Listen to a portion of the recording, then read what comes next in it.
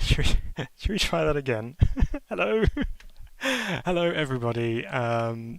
Sorry, my microphone was on mute, so I was busy waxing lyrical about how wonderful GT Legends is, and you didn't hear a word of it. So welcome along to the stream, everybody. Hope you're doing well.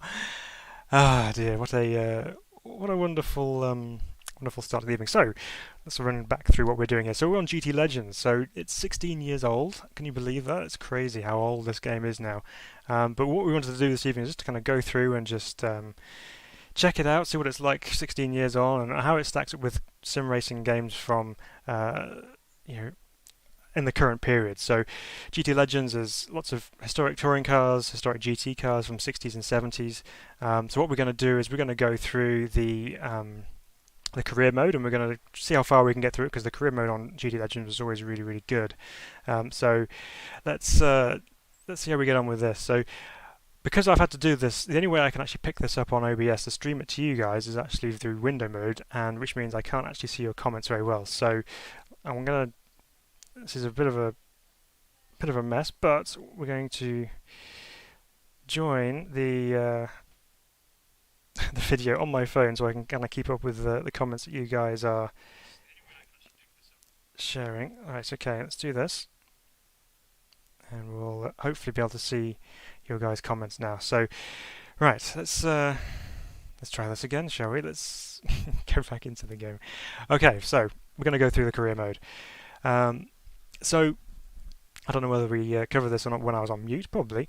I was a bit worried about the wheel, because this obviously wasn't around when the game was released in the first place, so I wasn't sure whether it would pick it up or not, but thankfully it has. So it's pretty good. So you'll notice that the menu is not looking exactly like it would have done. That's because when this title was first released, 1080p wasn't even a thing. So although it runs in 1080p, the menu system is just not set up for it. So it's a little bit stretched, but that's okay. It still works perfectly fine. So single player mode, cup challenges, quick races, open practice, and then what was quite cool is it actually had this kind of car dealer and garage system thing. So we've got the various cars here which you have to buy with currency in the game, or unlock them as necessary. So lots of really cool old school GT cars in here, and you only get a certain amount of cars to start off with, so you have to go through the career mode to unlock them, unless of course you use the cheat which unlocks everything. But we're not going to do that. We're going to do it the proper way. So the only way to do that, let's go through the cup stages. So we're going to start at Cup Stage A, which takes us into the Touring Car 65 class, which is the historic touring car, which is really cool. So 3 different championships to do here at a couple of short circuits. So we're not going to bother with free practice. We're going to do qualifying and just do that. So first off is Battle of the Minis. So we have our Mini. We only have one particular Mini because that's all we have available. We don't have any credits whatsoever, so we're going to jump in this orange Mini, and of course we're going to go professional mode because there's no assists. And there are all these different options here, so if you have lots of assists on all the way through there, but we're going to go professional mode just for realism's sake. So there we go. You can see you on in the chat now. It's good. So what I want you to do as well, so this was covered while I was on mute, sorry. What I want you to do is, if you have played this in period when it was first released and you have some memories of GT Legends, please do share it in the chat and we'll go through them and we'll pick up on them. So what was your favourite car, your favourite track, your favourite memories racing online, all that kind of stuff. So yeah, we want to hear from you and see if you remember playing this particular title back in the day. So here we go, we're in our Mini. And we're at the Mandello Park circuit, but the sprint short circuit. So this is one of my favourite circuits actually on GT Legends, was the Mandello Park circuit. It used to work really nicely with the touring cars. So here we go out onto the track. Our little Mini down to turn 1. This is a tight right-hander. Go. So instead of going left like we would normally do here, we kind of carry straight on through this little cut-through section, and then flick it through over to the right here, and then down to the the hairpin final corner. Chuck it in on the inside, put the power on, and we're quickly back to the checkered flag to the line again. So let's see what we can do in terms of a lap time here. Brake just after the 100 board, down to second, get the car tucked in, bit of power on, running off onto the dirt on the outside there. So with professional mode as well, not only do you have very little in the way of assists, the AI is at its strongest as well, so might be a bit of a challenge, but we'll see. Another Mini right behind us, all over us. So while we're going around this this lap, there goes a new fastest lap apparently for me, which is nice. Force feedback wise then, so I was a little worried about how it would react with the Fanatec, but I got the force feedback turned up. It's not on full force feedback, it's a little bit toned down, but there's still plenty of feedback going on through the wheel. The one thing that I have noticed, which is a bit unnerving, is that there's a pull effect whenever you go over a curb. So if I run off to the exit curb here, it instantly tries to pull my wheel hard left, which makes it quite tricky when you're trying to attack the curbs. You can change that in the PLR file, which is how we always used to make changes to sims back in the day. If you wanted to extract the most out of it, you had to go into the text file and and then tinker around with some settings to make it work to your liking. But the car's moving around quite nicely underneath me, and I can feel the weight of it actually quite nicely. It's just the curb strikes which are a little bit odd, but in general the feedback's not too bad considering its age. I mean, obviously this is running on the ISI G-Motor 2 engine, which is what most sims were based around back in the day, which is the original R-Factor 2 engine. Sorry, R-Factor 1, sorry. It's too new.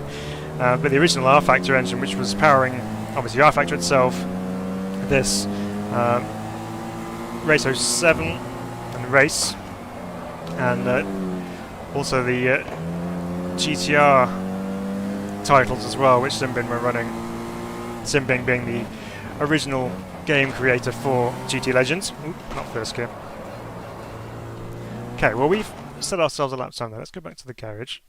No mouse control on that screen there, and we are about a tenth quicker than the quickest guy, so let's just take our chance. Now what I seem to remember from playing this back in the day was if you skip to the next session, for some reason all the other drivers, even though they were struggling to catch your pace or be anywhere near your times, instantly they go like 2 or 3 seconds faster just because you skip the session. So sometimes you have to just accelerate the time until it's done, but let's see what happens.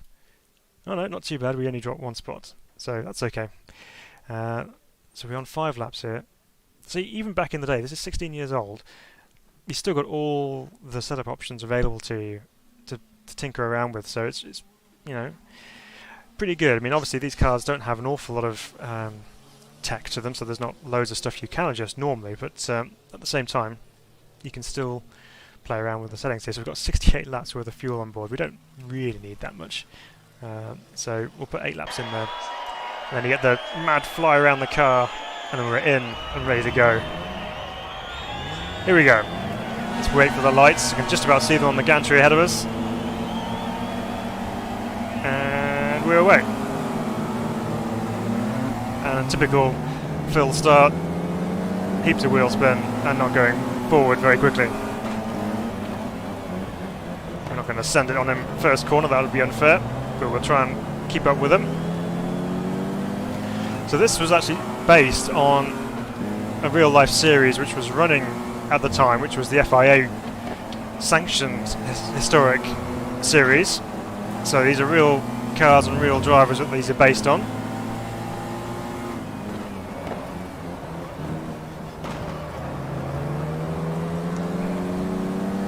That happens. 5 laps are going to go really quickly here. So Steve, you put a message on very early on saying about have I got the aircon on? That would be a very pleasant thing to have. It's been a very warm day. Kept it clean. So no, I haven't got the aircon on, but I do have a very hot light pointing directly at my face. Oh, chucking into here with a Mini. He's going to block the inside. Good defence. Try and launch around the outside, maybe, or turn in. No.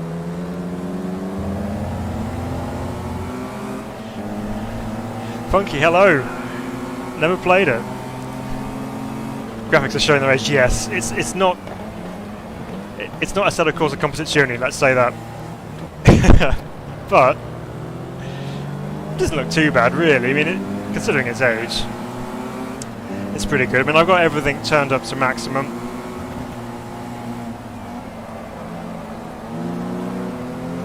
Which is a nice thing you can do when you can revisit some of these old titles and then just absolutely turn everything right up.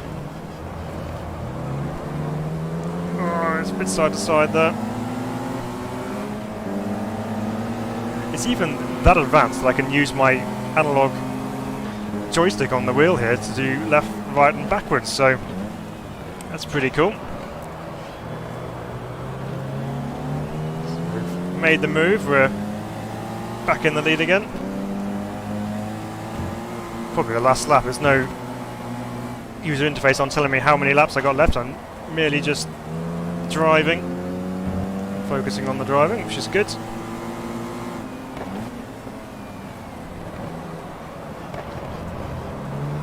Front wheel drive mini physics on this then, how does that feel? I mean, pretty good really. I mean, you can get yourself out of trouble with the right foot.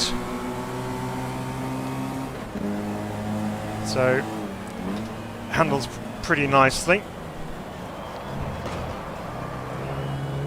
It's quite a bit of grip though, so if you're thinking about it in terms of what tyres these cars are running on, I mean radials or cross plies, whatever they were.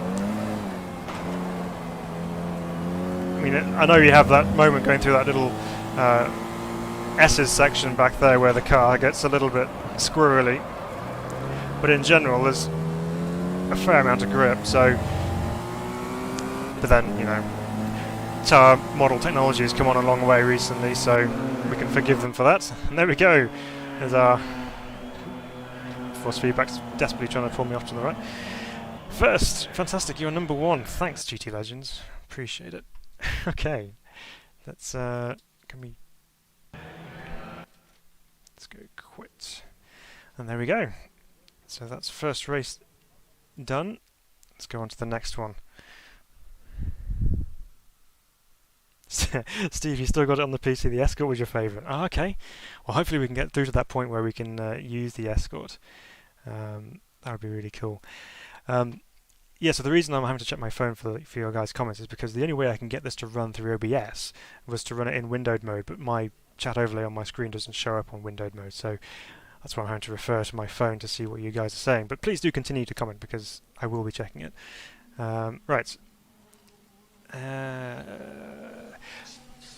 Come on, where are we? Are we at Monza Junior? Is that where we're going? I didn't even pay attention.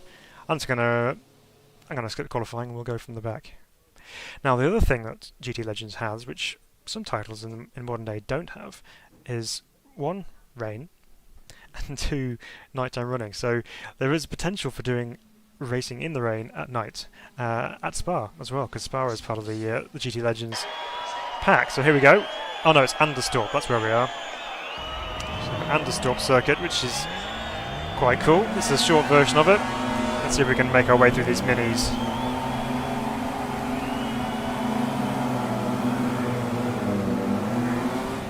Smoke pouring out the exhausts. Like these little minis needed a warm up. Big bank corners here at Anderstorp. Hang on. There we go, put our lights on, that's better. I can see where I'm going now. So this is the short circuit, so we're not going to be going all the way down, so it comes down to a very tight double right-hander. And then tightens up again. Okay, and then we're back onto the regular circuit, so we have a left-hander going up underneath this bridge. And then another long banked corner which tightens right at the end. Didn't even change our fuel ratio, so we're probably very heavy on fuel. Just keeps going on, and then quickly you're off into the barriers because you didn't practice. Not having that. And the beauty of it is, of course, you can restart because you thought you knew how to drive, but really you don't. So let's try that again. This time we'll be aware.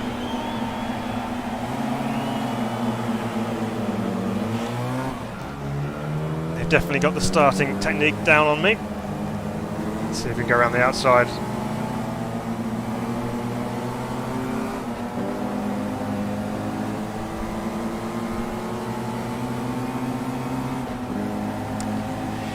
Yeah, I think they could have been running modern tyres, Funky. You could be right, but I think they are still on what would be Appendix K category tyres. So most of the time they don't run modern day tyres in the FIA categories, just purely for I guess period accuracy, I suppose. So some classic touring car series which you get around the UK are a little bit more free on what tyre compounds and tread patterns are available to use, so you will get them on quite sticky rubber, but I believe as far as Appendix K category racing is concerned, they have to run the specified type of tyre, so they should be running the period motorsport, Dunlop motorsport tyre. We are getting absolutely left behind here. To up our game.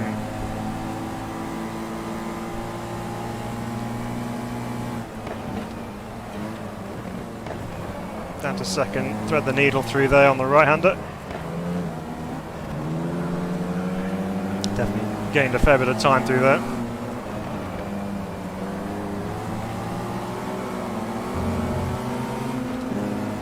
Those curves playing havoc with my force feedback. So quick through here. We've got to make sure we're straight when we apply the brakes into the final corner, which we have. Ooh, orange car's going for it. Oh, he's oh dear, the curb's got that one too.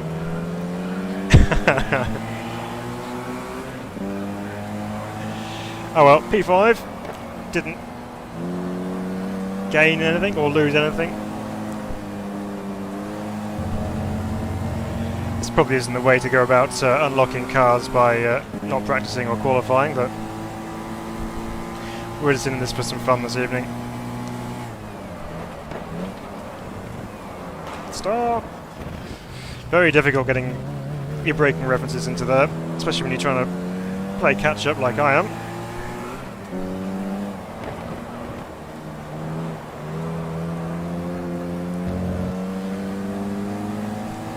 Come on, little mini.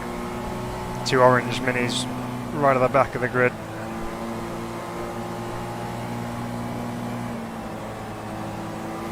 You don't want to keep it flat out around there because it's very easy for the car just to wash out too much, and you want to keep it over to the right hand side for that last corner, so you've got to be a little bit careful.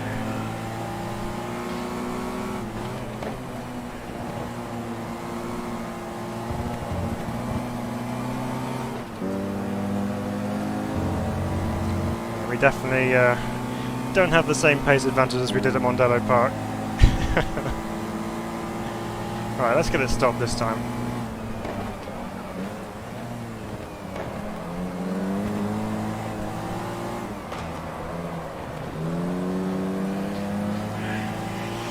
Quite a fun combo when you actually get that right. Just trying to thread the car and find the apex on the inside. And when it works nicely.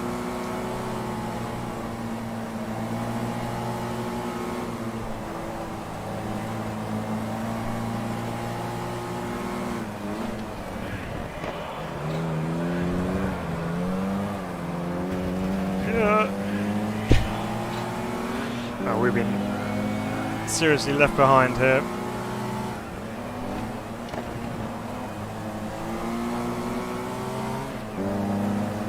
Never really was one of my quicker circuits, I will admit. Easy to say now, I suppose. How is damage handled? Well, I'd like to say it is, but judging by how we clattered into that other car, and still have a reasonable pace, I suppose. Well, the car's not being weird in its handling. I'm not sure. It's obviously not quite as in-depth as some modern titles, perhaps. Keep it pinned. See, that's what happens. You just end up getting washed out to the outside. You're going to try and bring it back. It's 5 laps up yet. Yes, there we go. Don't give up, you can do it. Oh, thanks for the encouragement. So a P5, and our main rival got the win, but that's okay. Where's that going to put us overall second in the championship? So we've been awarded the Platinum Cup trophy, and we get some credits. You have 25,000 credits now. So Drift Kings is the title of the next championship we're going to have a look at.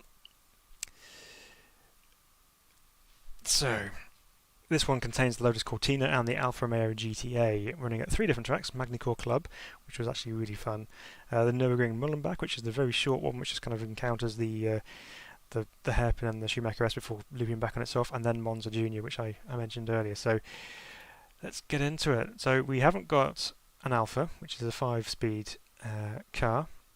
How much are they? 35. We haven't got enough credits, so we're going to have to go with the Lotus Cortina, which I don't mind because it's one of my all-time favourite cars altogether. So there we go.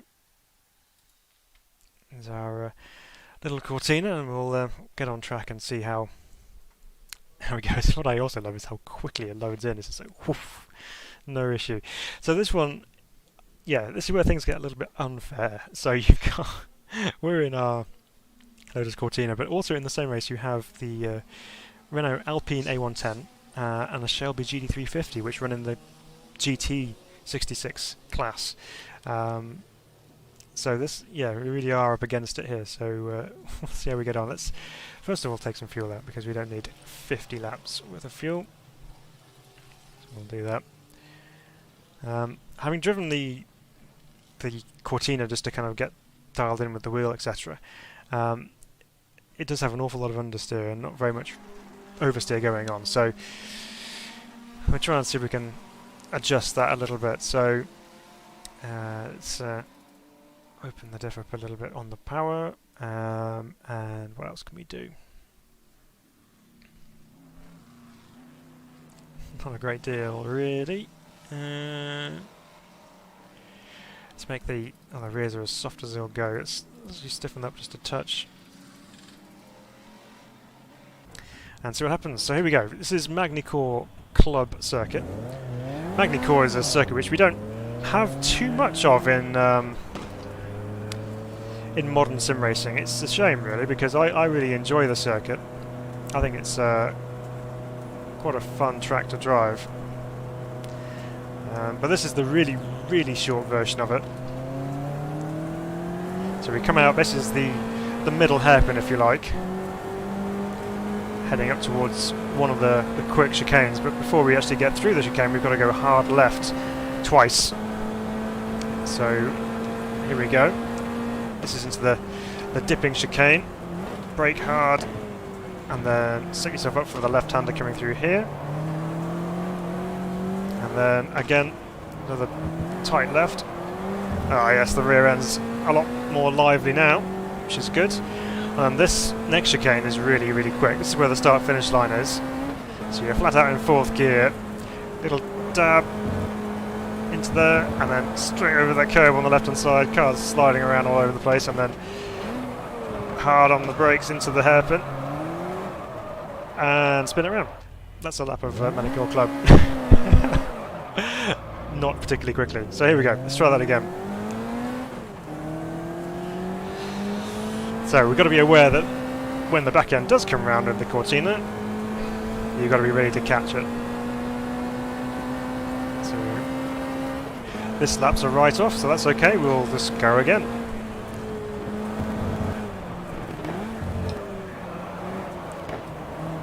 Get it turned in, still understeering a little bit, but that's okay. There you go, I'm full of opposite lock on the exit there. So the Lotus Cortina then was basically just a Ford Cortina saloon, which had a little bit of reworking from the magicians at Lotus, changed the suspension around, made it handle significantly better than the standard version. And they did two versions actually. They had the Mark 1, which is this one, and they also had a go at the Mark 2 Cortina. The Mark 3 they didn't even bother with because it was just so huge. Yeah, the Mark 1 and Mark 2 Cortinas were very successful in all forms of motorsport, so whether that's touring cars like this with the great Jim Clark of course at the wheel and Graham Hill amongst others, or again in rallying with Jim Clark and various other rallying greats having a go in the Cortina, and it was very successful, and they still compete incredibly successfully today as well. Most historic race meetings you'll find around the world will have at least one Cortina on a touring car grid. For good reason, because they are really, really good cars, and they're very competitive in the world of historic touring car racing. So the thing is, with most historic racing as we get nowadays, the cars are so much better developed and better prepared that they are considerably quicker than they were back in periods. So the cars as you would have found them back in the 60s would have been a lot more basic in terms of their setup, so they would have been very softly sprung. You'd often see the likes of Ford Cortinas picking up inside wheels as they go through corners broad sideways because the suspension was just that soft.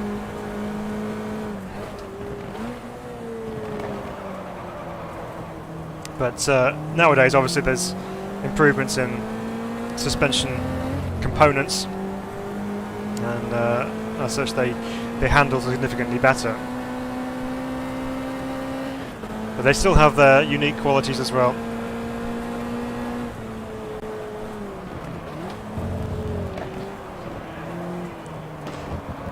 Tucked in on the curb there.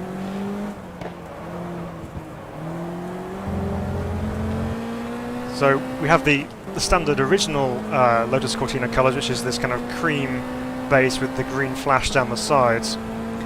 But you would also have red and gold liveried Cortinas, which are the Alan Mann. Oh, that's nice, new fastest lap. The Alan Mann liveried cars. Alan Mann Racing was a very successful British racing team, which kind of improved the Cortinas over the standard Lotus team at the time. So they actually chucked the Cortina one step further already, and were very successful again with some very high-profile drivers on the roster of drivers that they could use.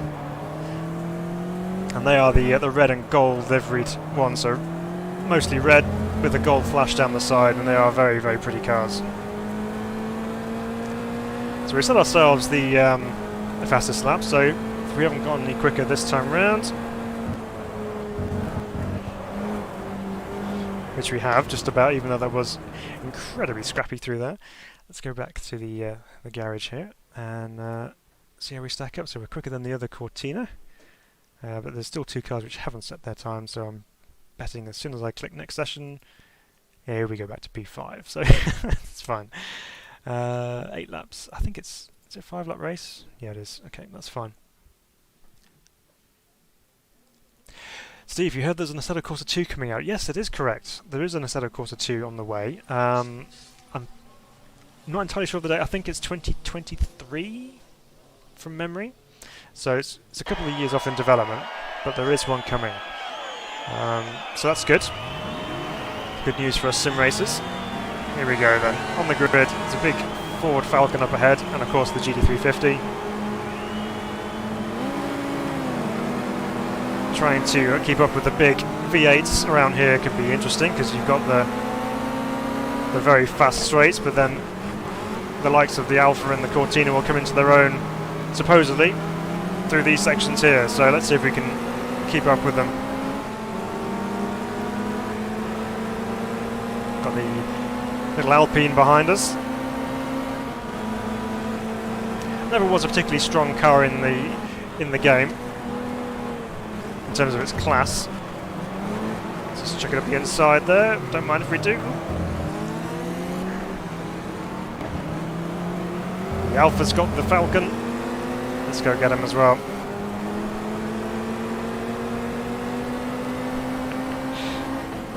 Okay, this is where we can really make it our own. Let's try and send one up the inside into the hairpin. There we go.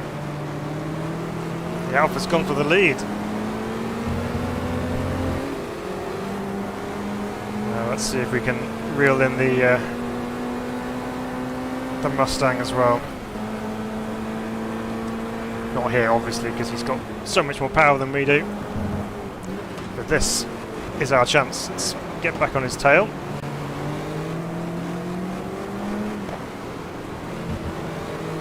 Two wheels up over the curb.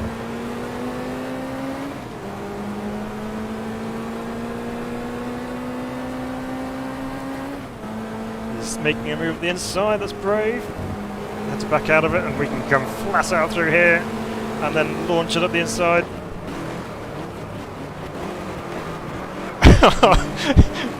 Backing it into the hairpin. Don't know how we stopped that.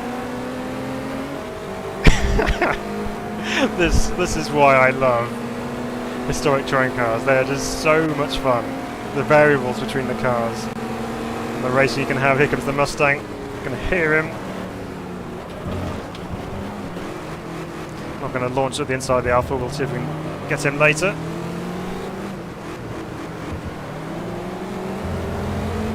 Okay. Now we need to fend off this Mustang down the straight here. He's going to try and go for it. Leave me alone. Okay, Alpha's there. This is going to be a little bit more evenly matched. I can just about get up the inside of him into there. He's going to try and hang it down the outside. She did successfully. But I do love the circuit. The Magny-Cours Club circuit is so fun in these little cars like this. Right, so now we're back on terms with the Alpha. Let's see if we can be brave up the inside, which we have. Back end's trying to come round on me. There we go. We're in.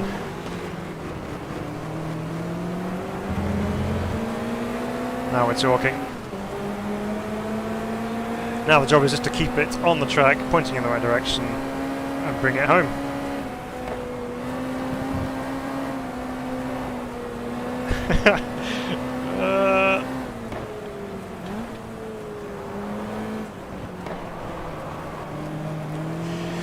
So with Cortinas in real life, there is actually an element of understeer involved, which usually then transfers into oversteer because you have to drive them on the throttle quite a lot. So the drivers tend to just play with the throttle a little bit to try and break the traction and rotate the car through the corner. So we'll try and do a little bit of that here if we can. So far so good. Now, I haven't been keeping track of the laps, so who knows if this is the last one or not. Yes, it is. And there we go. From 5th to 1st we go in race 1 of this championship, so that's good. We conquered the might of the V8s. And the mighty Alpine. Funky, you've driven a Cortina. That's amazing. Tough to make the handling worse. Using some nuts randomly would improve things. Oh, okay. So David, you've heard that Jim Clark deliberately used to hang the tail out on the Lotus Cortina to fool drivers behind him. It was, yeah, yeah. They're thinking, oh no, it's slippery up front, so yeah, they then back off and give him space. But yeah, I think I've heard that story as well. That's that's very possible. But Jim Clark was just an incredible driver. Now have we got a... we do. Okay, let's take our fuel out again. and we'll do that same trick if I can remember exactly what it was. So we stiffened up the rear. Can't remember, but 3 or 4, I think it was just that. Okay, so this one is the Nurburgring Mullenbach circuit. So that's where we're off to now. Let's get first gear. So we come out just into the section before you go down towards the hairpin.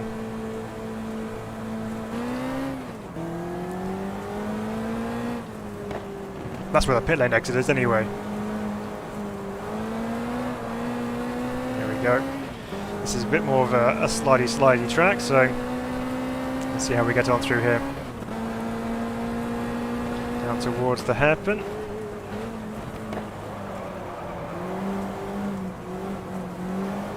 It's obviously worth mentioning here that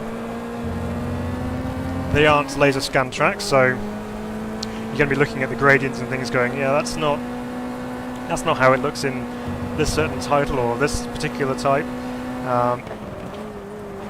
But that's okay. These are just interpretations of how they were at the time. So they've done a good job of modelling the track as best they could with the tools that were available to them at the time. So this little middle section here is quite tricky. As you can see, I've just made a bit of a mess of that, so that's okay. So it's quite tight over the top there as well. You're going to go up quite a steep incline and then try and emerge over the top of the hill.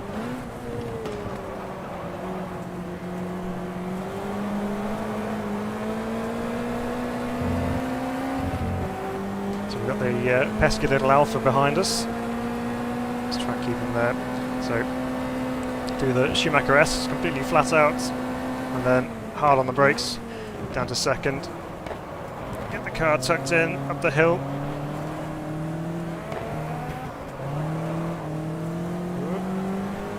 And then there's a little crest in the road just there, which makes the car quite loose.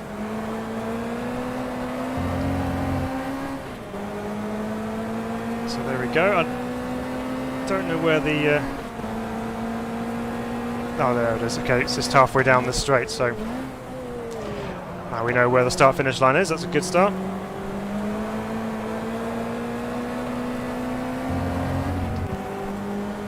This is why it's almost not worth qualifying, because you know, if I'm going to skip the session, probably going to end up at the back anyway. But it's good for getting used to the track.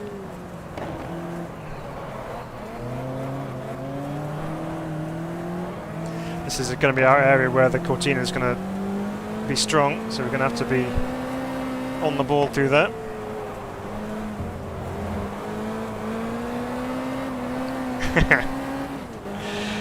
Big puff of smoke in the mirror because we were going sideways through there. Down the hill we go again, and we're still gone quicker. Put the power on, keep the back end rotating. That's pretty fun. So again, up over the curb and then brake in a straight line down to second.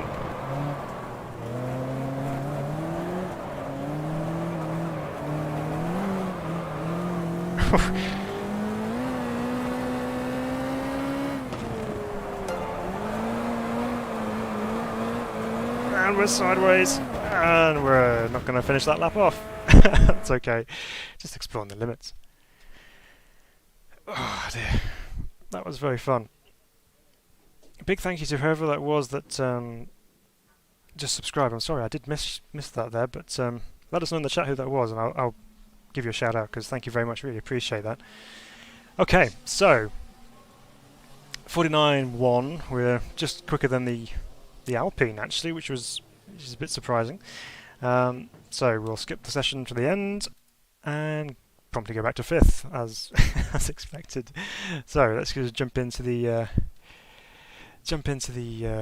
race here. Before that, Steve says this was a proper race driving, no computers like in F1. But some of the race drivers, they couldn't even drive these cars with no assist. Yeah, that's the thing. It's pure driving, isn't it? There's no computers, as you say, there's no traction control, there's nothing to keep the car under control for you. You've got to do it yourself. So I know a lot of the current drivers do go to things like Goodwood, and they can handle the car pretty well, but yeah, it's definitely a different challenge for them. So here we go, the lights are just about visible, and we're away. So the Alpine that was first shall be last.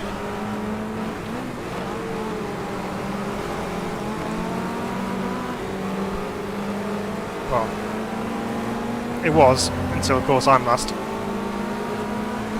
Okay, plenty of time to pick these off. We'll have the Alpine into here. Try and grab the Cortina. Oh, gonna get boxed in. Ooh.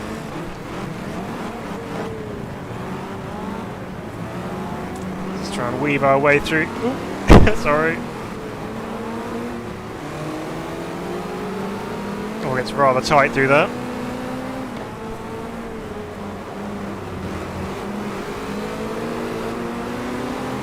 Got a good run off there, but of course that's all for nothing because the brute force on the V8 just pulls him away.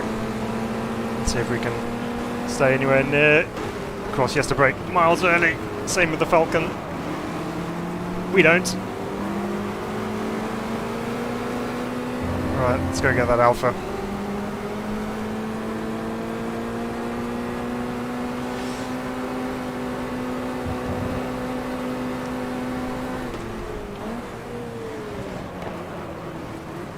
Keep it out wide and tucked in, which is nice.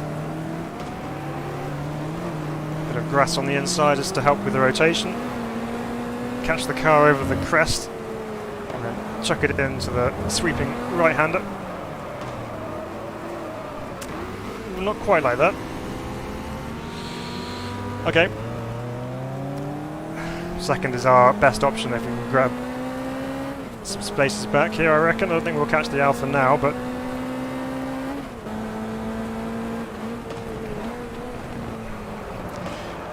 a bit less exuberance this time, shall we? Can't help it though, I'm driving a Cortina, you've got to go sideways. I was just too much sideways. Here we go then. They're all going to trip over each other up into the tight stuff up here. Back end's trying to come round on the brakes.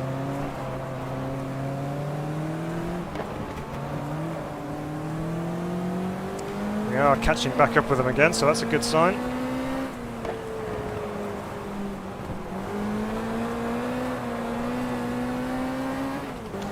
So, despite being 16 years old, despite looking a little bit dated now, can you still have fun driving GT Legends?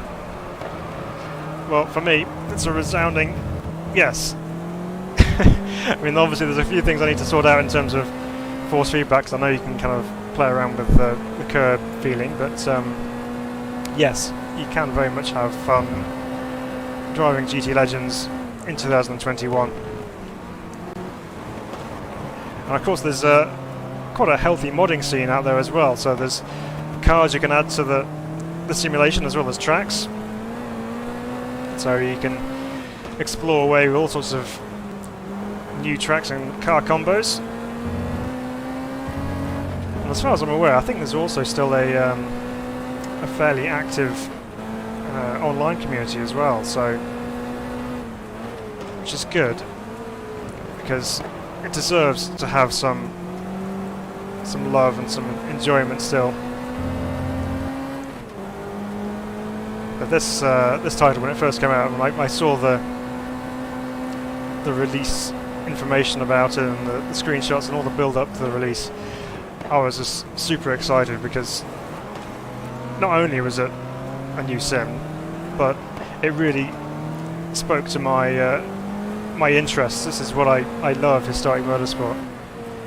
So to bring out a sim specifically aimed at the historic motorsport scene, to me in 2005 when it came out, it's just mind-blowing, and I couldn't wait for it to be released. So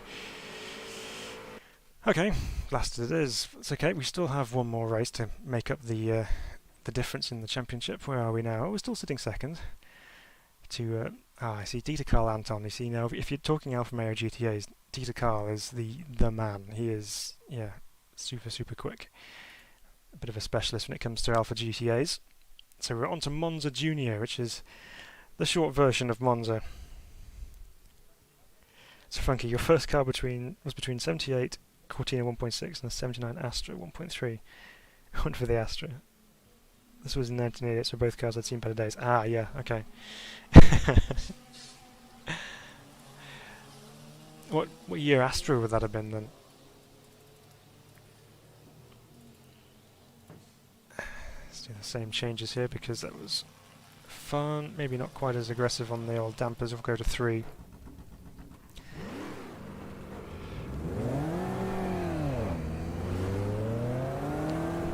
So again, we'll go out and do a couple of laps just to get yourselves used to the track. So instead of taking the usual first corner at Monza, we are hard on the brakes much earlier. And we cut through the middle here. So a big slide through here, and then back over to the left before a right-hander which leads on to the penultimate straight essentially, and then we're straight down to the parabolica, but we're not done yet because after the parabolica there's a really tight chicane just as you come out, so we've got to be ready for that. This is where the big V8s are really going to give us a terrible time. Not second gear for the parabolica, that's insanity. So here we go, we're going to get ourselves over to the right hand side here because someone's placed some rather hefty tyre barriers right in the middle of the track. Some temporary curbing. And now we join back onto the track with the extra tarmac that they've got.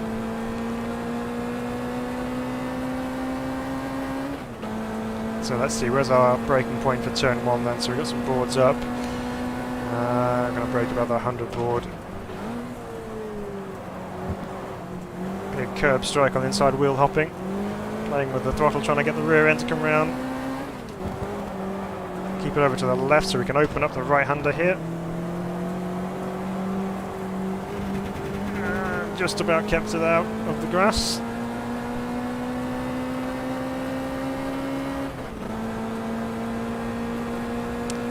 Here comes the menacing Ford Falcon behind me. Okay, again, braking at 100 board, down to 3rd, get the car chucked in. Playing with the throttle, and we haven't got the luxury of the tarmac runoff on the exit there, it's just grass and gravel. Being old school Monza, and then down to 2nd. Never mind the curbs, they're there, but we won't pay too much attention to them because we have a soft Cortina suspension to deal with that. We'll go up and over the line. This is going to be a fastest lap because we're first ones on track, so not read too much into that.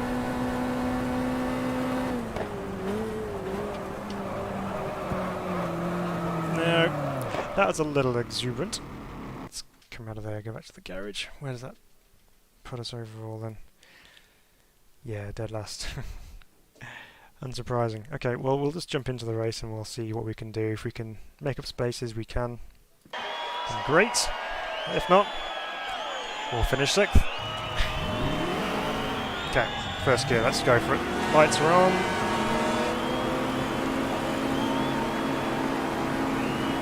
Come on. Okay, we're going. I'm getting a bit worried my valves are about to bend. Being held on the limiter. Alpine's getting into a tussle with the other Cortina. Might be able to go a couple of spots into turn 1, which we have just about. And again,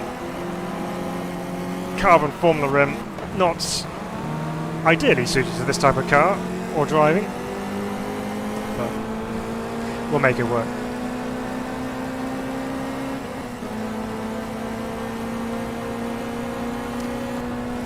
Cortina right behind us. You can see the big Falcon has just got ahead of the Alfa into the parabolica. Sun glare, which was also a new thing for GT Legends. We hadn't seen it before because this came out after GTR, the original GTR. So GTR 2 wasn't the thing at this point. So to have sun glare was a significant step forward in terms of visuals at the time. But there was also, in this kind of period of sim racing history, there was quite a large debate going on and a list of desires for a sim, and one of those being wipers. When are we going to get wipers? Because obviously we've got the rain in GT Legends, but no actual wipers to clear the water off. And it was the same in GTR 2 as well. And so everyone's like, when are we going to get wipers? And eventually it did come in Race, the WTCC game. It was the first time we had wipers on in the game, so and everyone was super happy. They all rejoiced for the availability of their beloved wipers.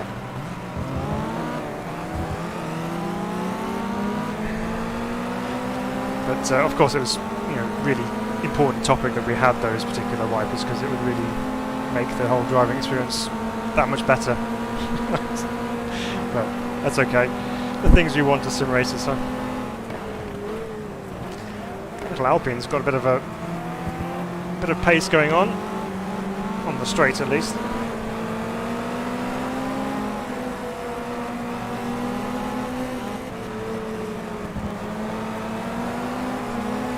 So I think the key for us here is to beat the Alpha.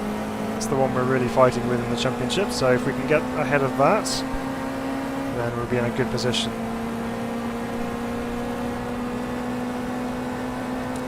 First we've got to catch him.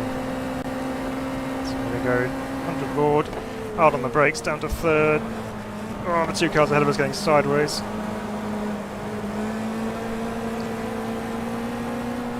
Let's try and make it some time on the brakes. We're doing a bit soft on the brakes into the final chicane. There we go, right on their cases.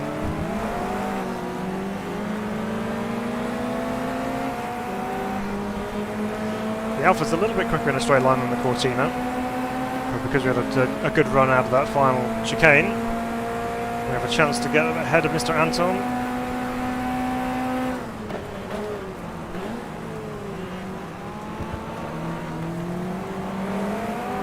Which we have managed to do.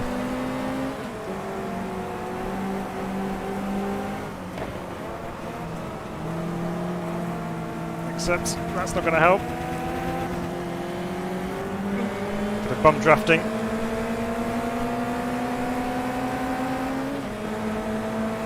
Okay, we managed to stay ahead of him, which is surprising, but we did it.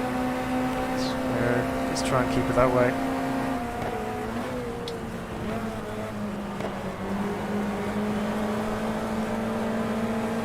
There we go. Brake hard. Down to second. Use all the curbs because we can. No time penalty slowdowns here.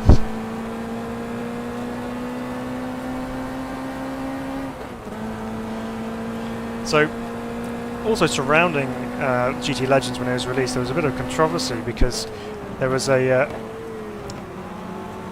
I guess it was down to I think it's a copyright protection piece of software called Starforce, which was supplied on the original disc, because obviously this is back in the day when titles were supplied in physical copy form, where you actually had to buy a disc, actually a CD or a DVD. I think this was I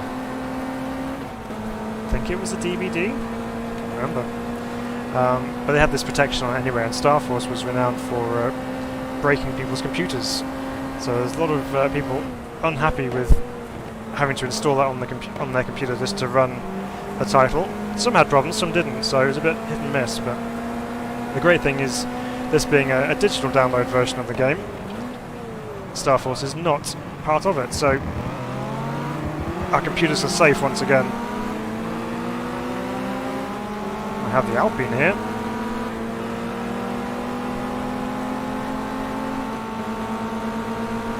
So it's got a little bit more straight line speed. We didn't quite didn't quite get him at the end, but we got the Alpha, which is what we wanted to do. So let's see where that puts us overall.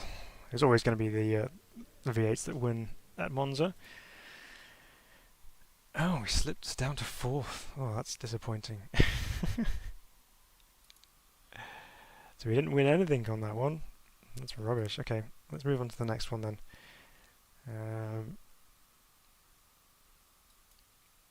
Here we go. So we have the option for the Mini, the Jag, or the Cortina. We do have enough money for the Jag. Or do we save it for the next one? I think we carry on with the Cortina. I think we persevere with the Cortina, and we will we'll take it to the big guns again.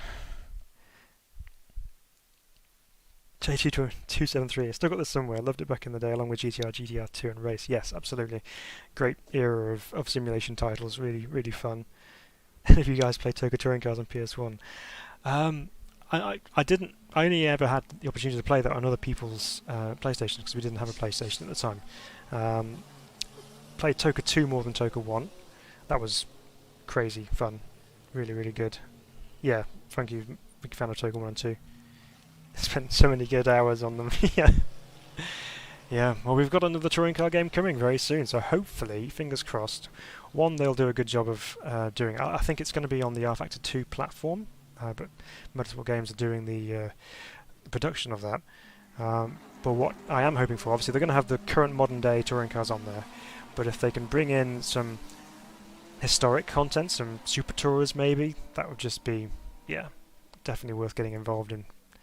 So, fingers crossed for that.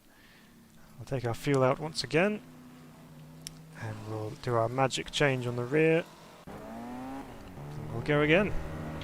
So we're at Donington Park National Circuit. This is the old National Circuit, so this is before they changed the chicane at the final chicane. So we're going to go right up to Goddard's, right in front of the hospitality suites around the end, and then drop off the hill. The old style way of doing things. But Donington Park is still Donington Park, and it's a good, fun track to drive. Here we go, down the Craner curves, in our Cortina, flat out, down towards the old hairpin, braking down to 3rd, chuck it in, and promptly run off onto the grass, which is a very popular move at the old hairpin. The Bluebird Bridge, the spark plug on the right hand side of the track, which is the commentary tower,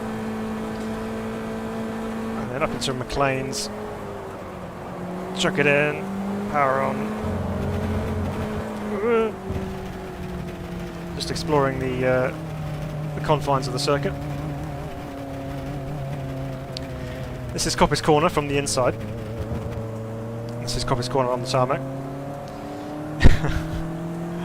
And then we come down to sadly missed Dunlop Bridge, which now just has a lump like this with no bridge, and then down to the old style Donington Park final chicane.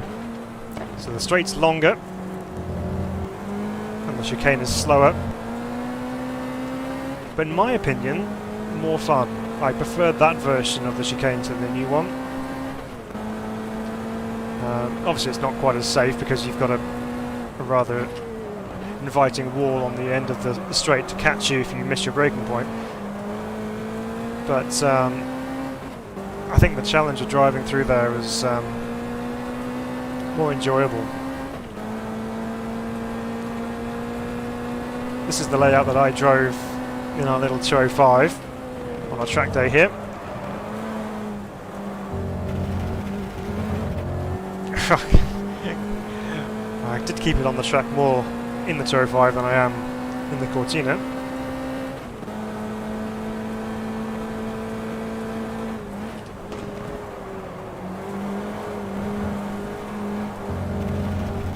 Definitely more on track in the Peugeot than the Cortina.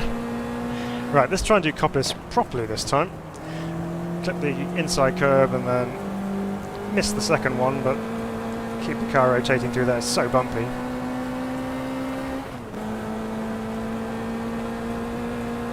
And the bridge once more. No one around us, so no excuses for going off track, only myself. Down to second for the Goddard chicane.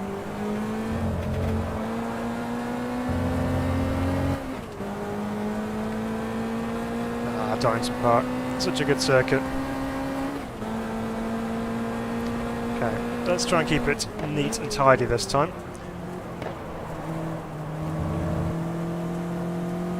But also try and be quick rather than just sluggish out of red gate.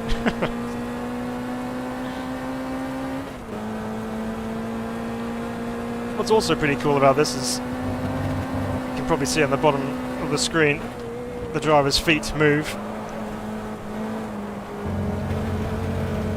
Which is, you know, pretty cool for this age of title.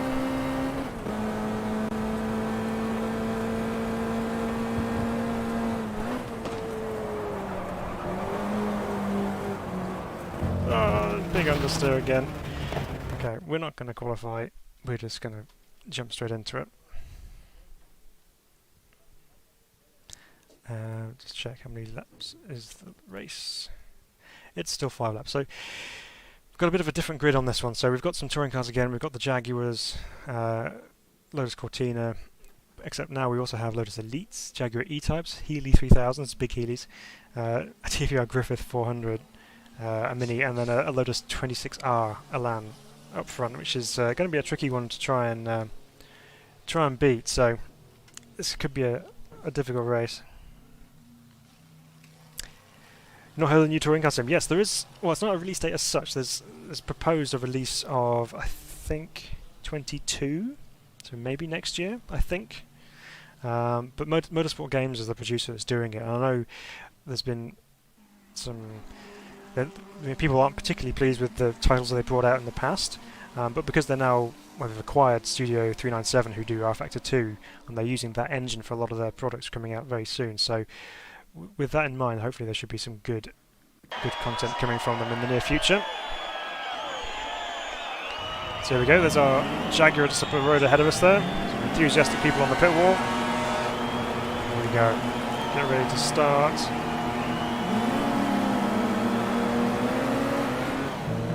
TVR's had a massive launch, has gone straight for the lead into turn 1.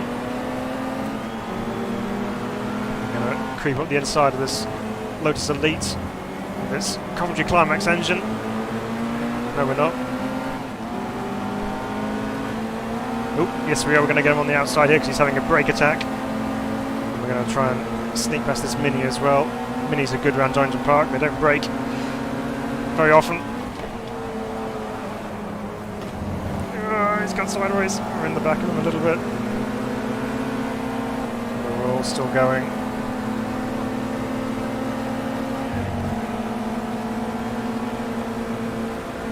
Okay, we got round the Mini.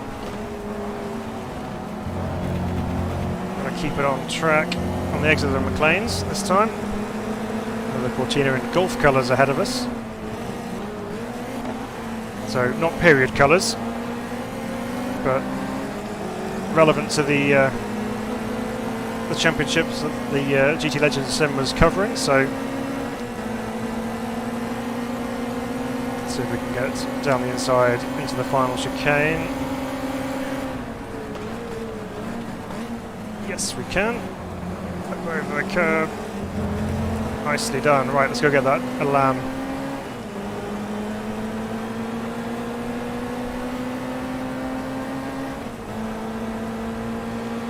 P5 says the pit board.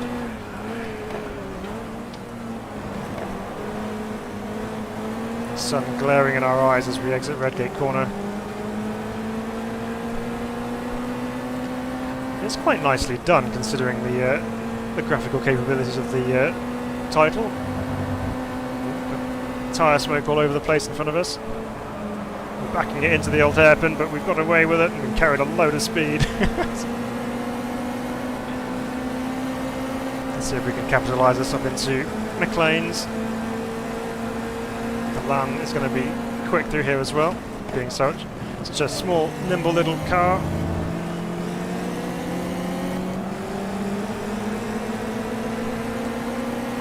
Okay, it's going to defend into Coppice. then come back onto my line. Sure, that's not in the gentleman's agreement of how to defend a position. Ooh, there's that mid-corner oversteer, which is very easy to get here at Donington Park in the Cortina. I remember that from driving it back in the day. You get partway around the corner and all of a sudden you hit the bumps and you'd be having to catch a slide. Try and cut back on the inside of the Elan there. The Elan running the same twin cam motor as the Cortina, so speed-wise pretty even. Somehow managed to squeak a fastest lap. The back end was coming around at me again into a red gate. Luckily managed to hold it. So it's the GT cars leading the way up ahead. The TVR from the E-Type, from the Heelys having a bit of a moment down Cascades, trainer curves. Had to get on the brakes, otherwise it's going to plough into the back of the Elan on the exit of the old hairpin.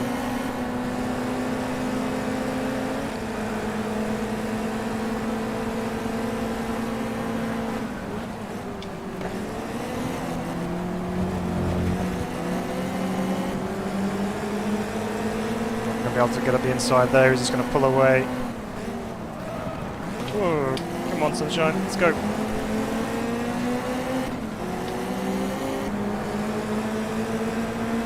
So bumpy. Right. We rather crudely got the Elan. I'm just going to just pull across in front of him there. Thank you very much. Let's go get the Heeley. Next target. Metaphorically speaking, of course. Not going to actually hit him if we can avoid it, because I like the Austin Heeley. It's a Jaguar engine, straight 6 in the front. Heaps of grunt.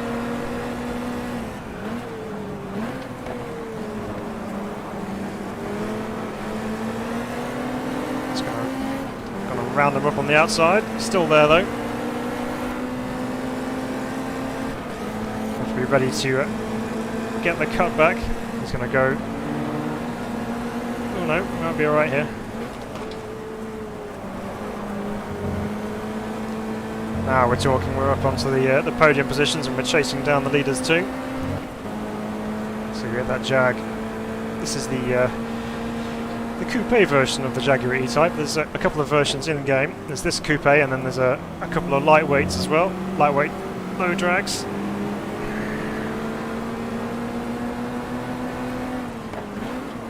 Rounding them up now in our humble little Cortina. Now, for those observant ones among you, you will notice at the back of the TVR ahead of us, the rear lights are exactly the same as the Cortina. Very popular light fixture back in the day. It appeared on quite a few different cars.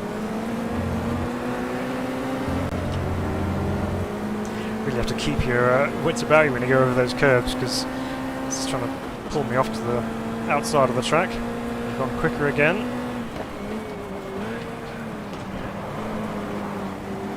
Okay, got a good run out of red gate. See if we can round them up at the bottom of the hill.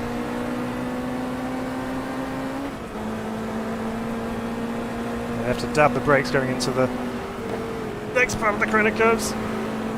I always have to do the same.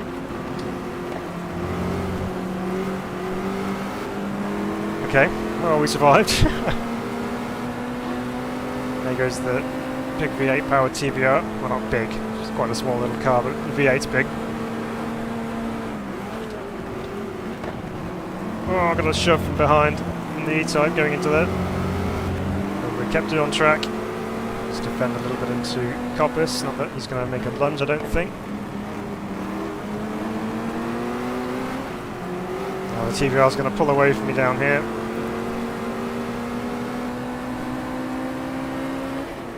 Barring a last corner lunge, I don't think we're going to get him. I think it's his last lap anyway, not counting again. So here we go. Hard on the brakes, down to second.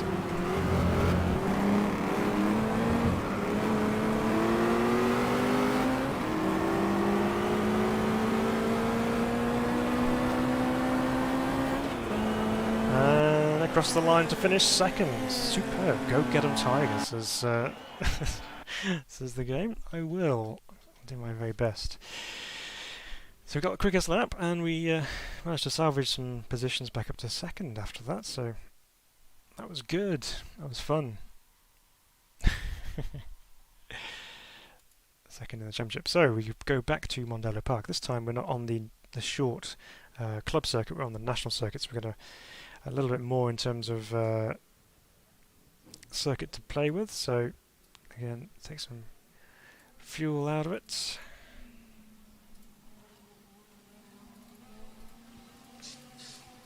Oops. Do that, there we go, right.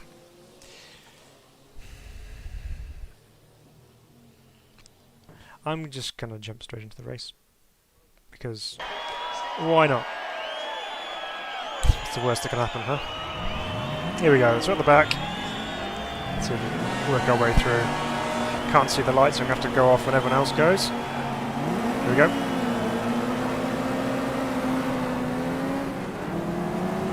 Ooh, there's a bit of congestion. Take to the grass to avoid it. Big Inspector Morse Jag right in front of us. Okay. Got a good start. Now this time we are going off to the left. And down to one of my favourite corners on the circuit actually is this right-hander, but first you've got to navigate this little kink to the right and then hard on the brakes to get it turned in. And then up over the rise on the exit.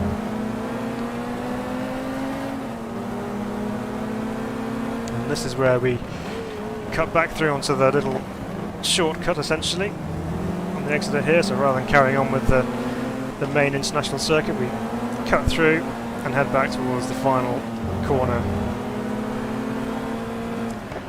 Little Mini in front of us, let's get in front of him if we can. There we go. Having significantly better luck in this championship so far than we did in the Drift Kings one. Nope, not first gear, second gear. Get the car thrown into this left-hander. Nice compression in the middle of the corner, which is quite fun. Okay, down to the hairpin again. Double brakes just to settle the car on the way in.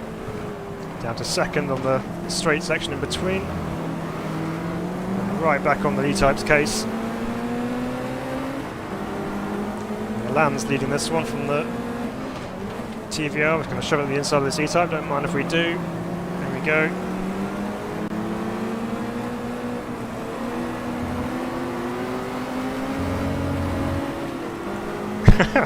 Change gear, can't rev it out that much.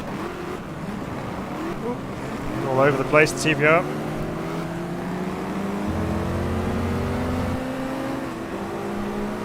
Okay, so we're up to P3, which is good. Made some nice progress. Again, one of the fastest laps to our name. All helps. But we need to get these next two cars as well.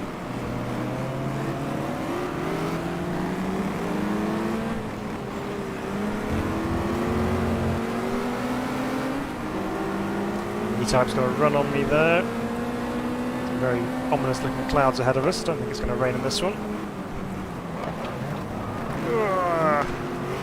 Stopped.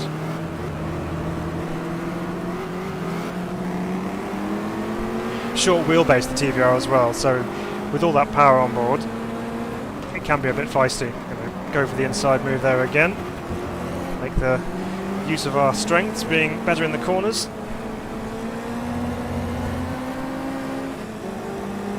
Well, let's go get that on land.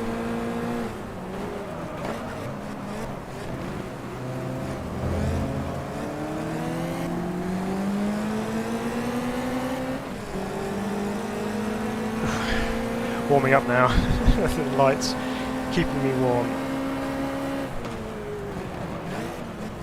Dive bomb. Got it stopped. And a big broadside on the way out to show off. No, just what Cortinas do. I didn't have a choice in that matter. Okay. Double brakes. in. Down one more gear. Scrub the speed off. Wait. Trying to get the car to rotate. This next section is really fun as well, because again you're kind of braking and turning, or sliding and turning, whichever way you want to do it.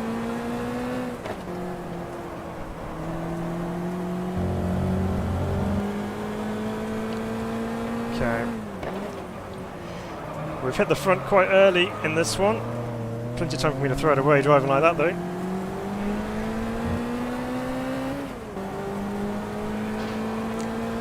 So Mandello Park is another one of those circuits which appeared in GT Legends and wasn't really a factor in a lot of sim racing titles out there. It wasn't really a well-known circuit at the time. But because of GT Legends, it brought to my attention as well, and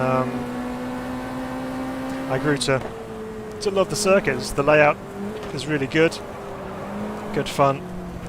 But unfortunately it's not really appeared too often in modern day simulations. Now I know that it's available for Assetto Corsa. We've done a video around here driving a Ford Escort Mark II rally car, and it's got all the variations available there. It's available from Digital Motorsports, and it's a good version of it, but it's not a particularly popular circuit in the world of sim racing in terms of content for the different titles that's available out there, so it's always fun to revisit some classic tracks such as this one. So there we go, pick up a win.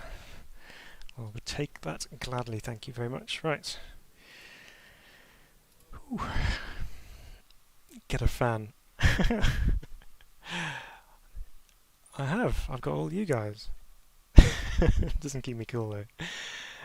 Alright, so we're currently leading the championship, how about that? Anderstorp. Okay, this is the north circuit rather than the south circuit, so this is utilising different parts of the Anderstorp circuit. Again, we're just going to go straight to the race, and that worked well for us last time we went to Anderstorp.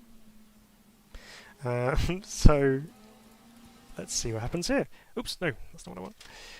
Back to the garage. Let's go to the next session. Quick spin around to make you dizzy and then unleashed. Big control tower on the inside there. It's actually an airfield, so that's why we have that.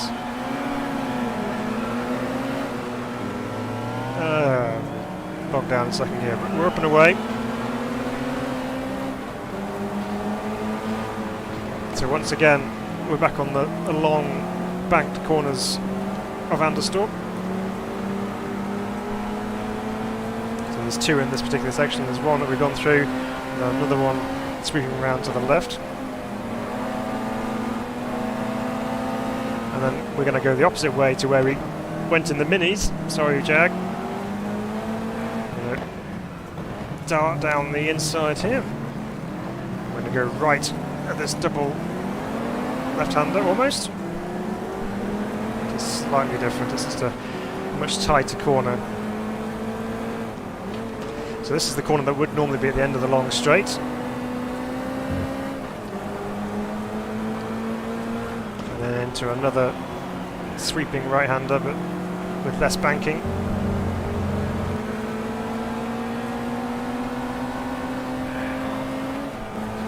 Okay, 75 metres out, we're going to brake.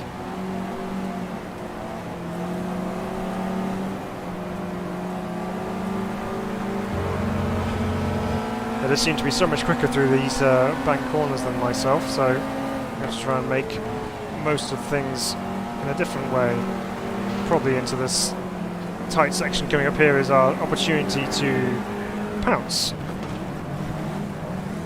Just have those two, thank you very much. This Mini holding off the E-Type ahead of us here.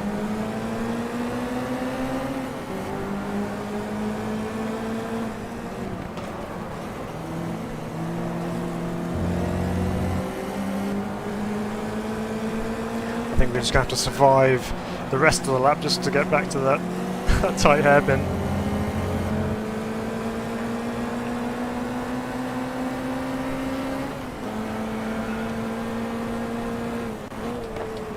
Already on to lap 3, I'm keeping count this time. That was a bit nicer through there that time, felt a bit quicker. The Jags got past the Mini. I'm going to try and do the same in the corners time.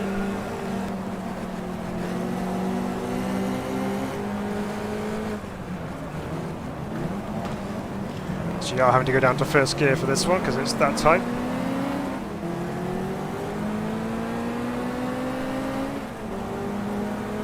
To fourth.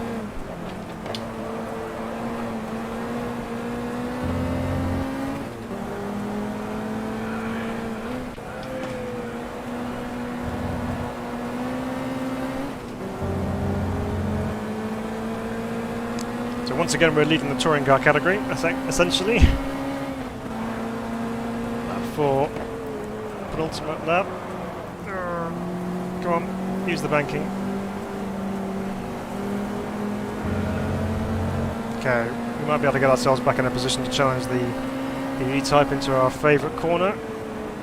Keep nice and close through here. Oh, we might even get all of them here. There's the Jag already. Thank you. Room for a small one up the inside. Feels like cheating.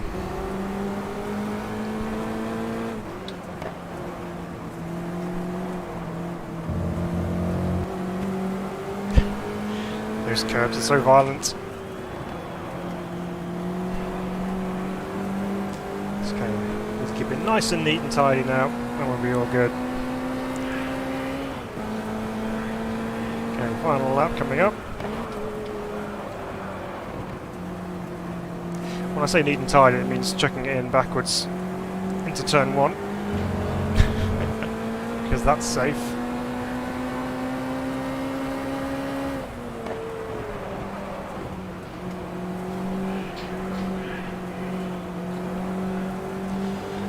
Down to the hairpin for the final time. Without the cars in front of me, I don't know where I'm supposed to brake. We survived.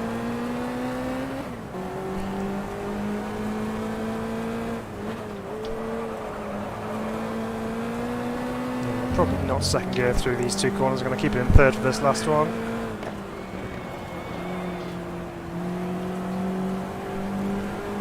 And there we have it. We have broken our Anderstorp curse. Even if we have knocked a headlight out of our beloved Cortina. So another win. There we go.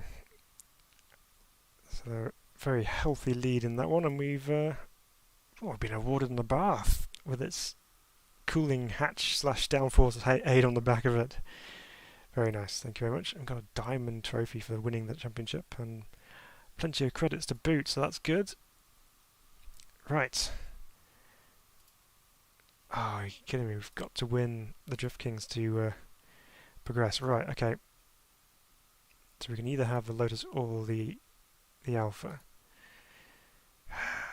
Okay, well I think we have to get a trophy in it rather than win the thing, so... Right, let's do this. We're going to go through, we're not going to qualify. We're just going to start from the back and work our way through.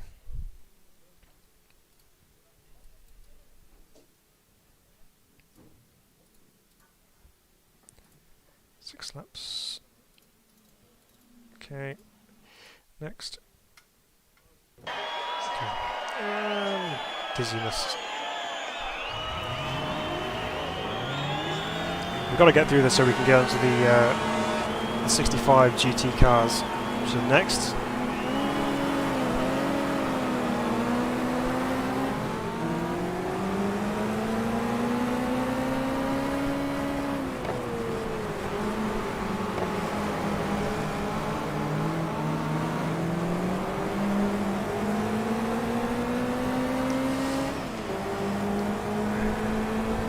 we get to a point where we're stuck trying to get through this, then we'll maybe engage the cheat if it works, but I don't know what it is. I'll have to find out what it is.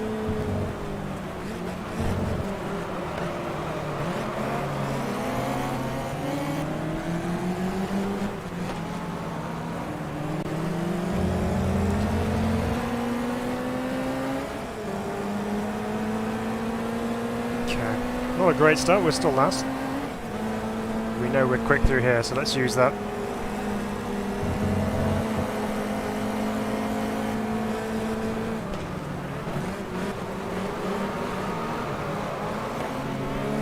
Bit of a block pass into the hairpin.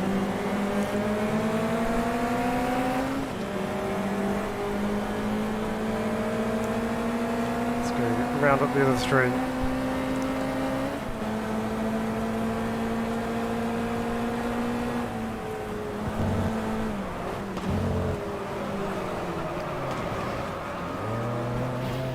Run off track. Right, well, tell you what, for the interest of time, let's see what we can do here.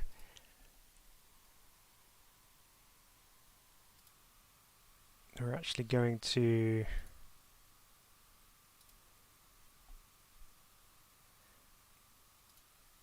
do that. Okay, hang on. Restart the challenge, there we go. Let's do that, and we'll put it on novice mode because that way we have a chance of getting through it, and then we'll put it back to professional and we do the next sessions. I know this is cheating.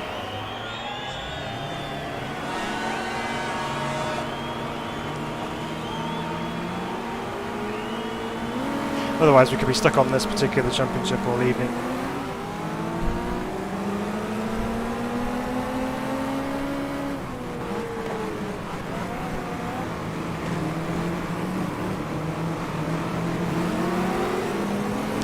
There we go.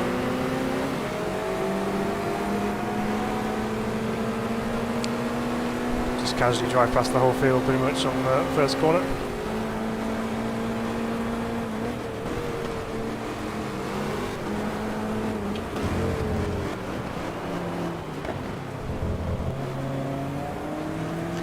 Okay. This should be a bit easier now. It's sad that I have to resort to doing this, but I'm doing this for you guys. This is to help us to get some different cars on the stream rather than just spending the whole evening in the Cortina, which I don't mind because it's fun, but I want to try and drive something else if we can.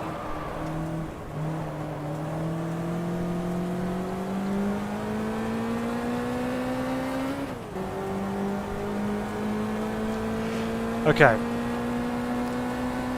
so my overall impression, I know we've kind of gone through this already, but I really am enjoying being back in this sim again. It's bringing back a lot of memories, a lot of good memories of driving this thing. Back in the day when we didn't have equipment that would turn more than 360 degrees of rotation sometimes. And most of the time even less than that. It was only those who had the DFPs which had the luxury of 900 degrees of rotation. And then of course the G25 came along and really changed the game. But most of the time we were using quite basic equipment driving these cars, but it was still super enjoyable.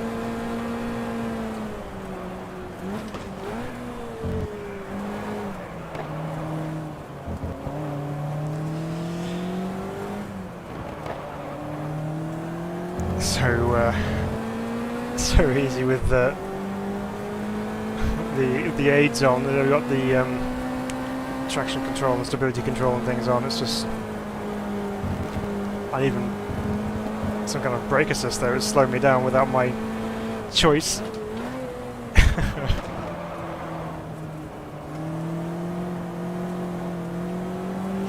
So we're not going to get a platinum or a diamond trophy for winning this because we're not on the not on the difficult setting. Funky didn't see a thing. Good.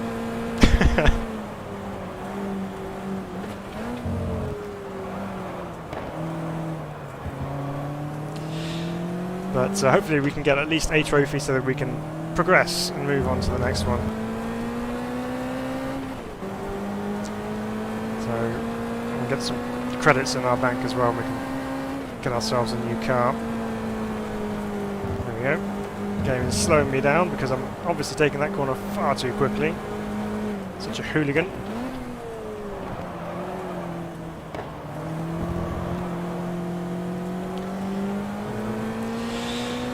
But the next challenges that we're going to be doing, I'll be interested to see what cars we can and can't afford.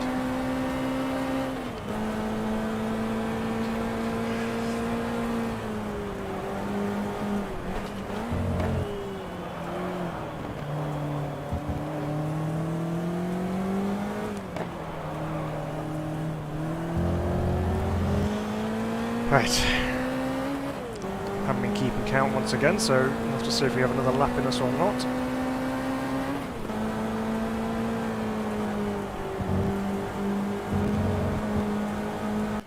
Nope, we're done. Good, carry on.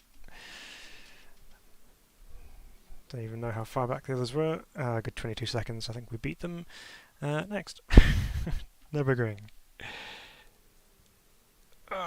Right, and we go again.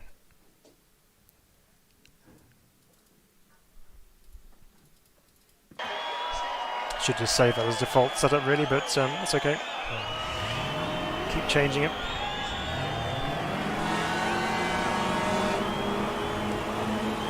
There's the lights, there we are.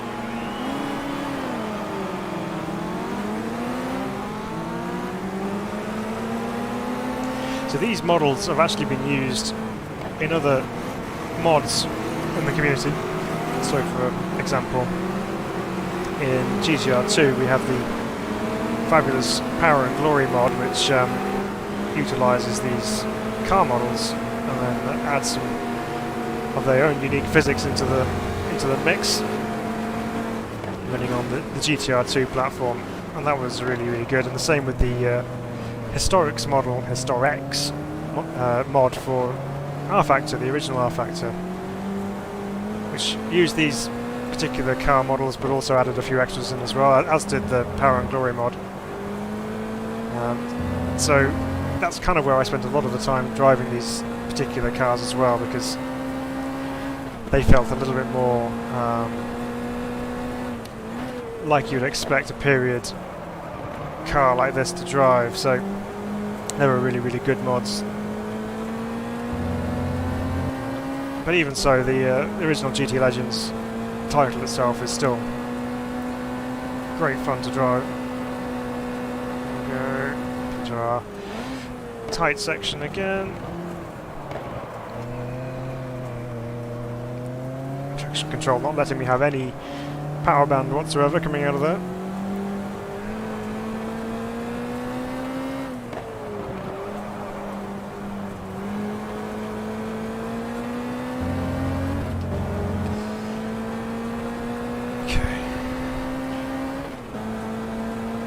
Just trying to whiz through these races just to get them done.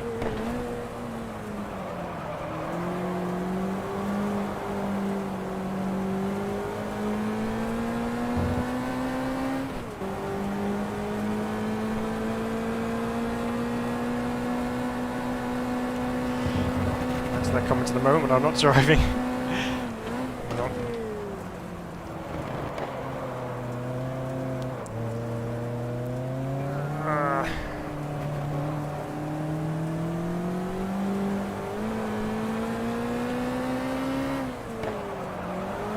At least it's keeping this particular corner in check, because this was one of our danger ones last time out. So what's going on here then? So, Funky, you're planning to continue this next week? Maybe not exactly next week, but if you'd like to see more of it and we can see how far we go, I might add it as a feature. So next week it might be in a different sim altogether, but we can always revisit this because it will save our progress. So Yeah, more than happy to do another one as we progress through the rankings and the championships.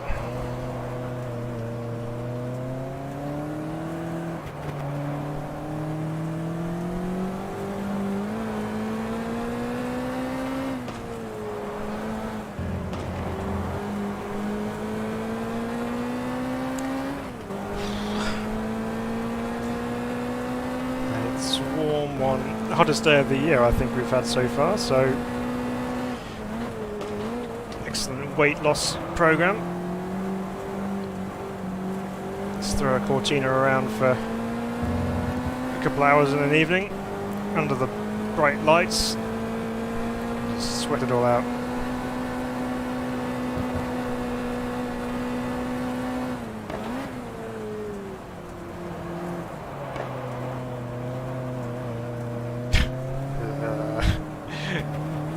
Come on, little Cortina, let's go.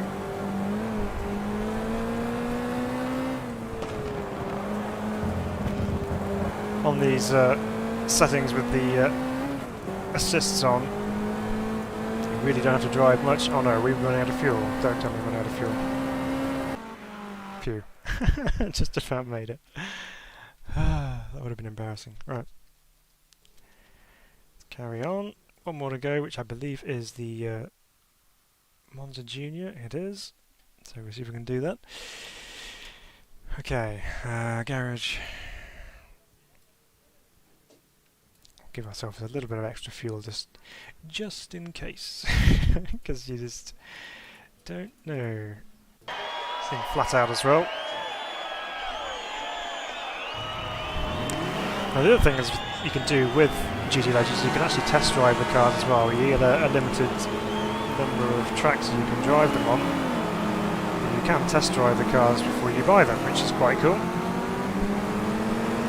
Similar to what Sector 3 studios do with Race Room, where you can test it out at a track before you make the purchase, but of course in Race Room it's actual money rather than sim money.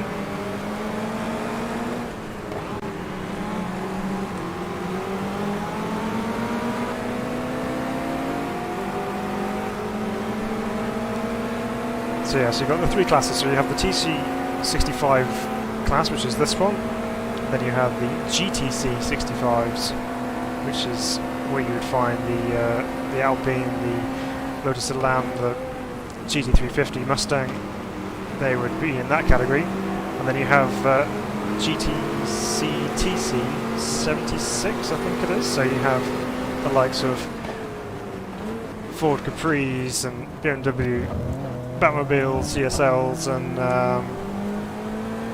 all that kind of good stuff. GT40s are in the other one, but what else have we got in there? So you've got the Escorts, you've got Porsche 911s, Porsche 906s. So yeah, lots of really nice machinery to drive in all classes.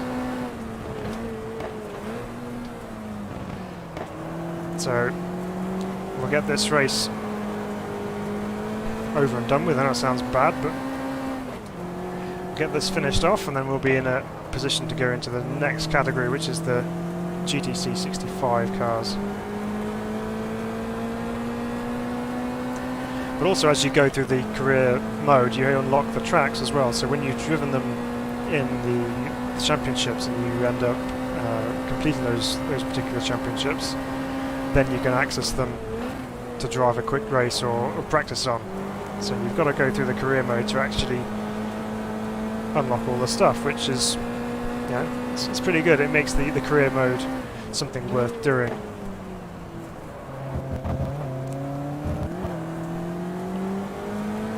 Because I think in a lot of sim titles these days, if there is a career mode in there, it's very much kind of secondary. It's not really something that you would normally engage in or want to go and do. Whereas with this, it's pretty much mandatory. But at the same time, it's still enjoyable.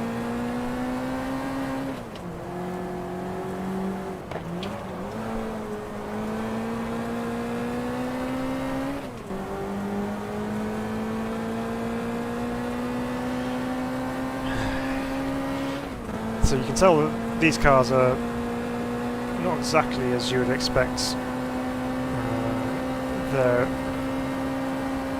well, the equivalent in the in period to look. Obviously, you've got a digital lap timer on the dash there, which is a bit of a hint that the cars are not quite period in some respects. You'll also notice, those eagle-eyed among you, that there's a bit of an issue there, because you have on the column behind the steering wheel, you actually have a column shifter that the driver is actually reaching for an H pattern on the floor. So back in the day, they may well have used a column shifting device, which was standard equipment on cars of the day. But a lot of the touring car versions had H pattern gearboxes, regularly mounted ones, upgraded or updated too. So a lot of the Cortinas you'll see driving today have a regular gearbox in them.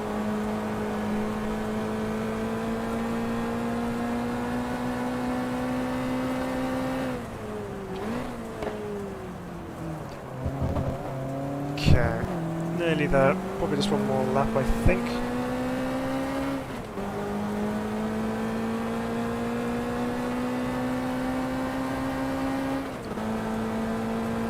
There we go. Nice, fastest lap. Not that it means much because we're in very easy mode.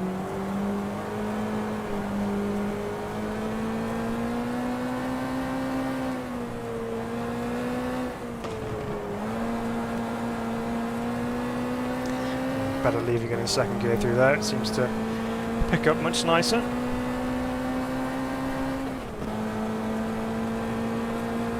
Down towards the parabolica once more. A chance to have a bit of a rest down the straight.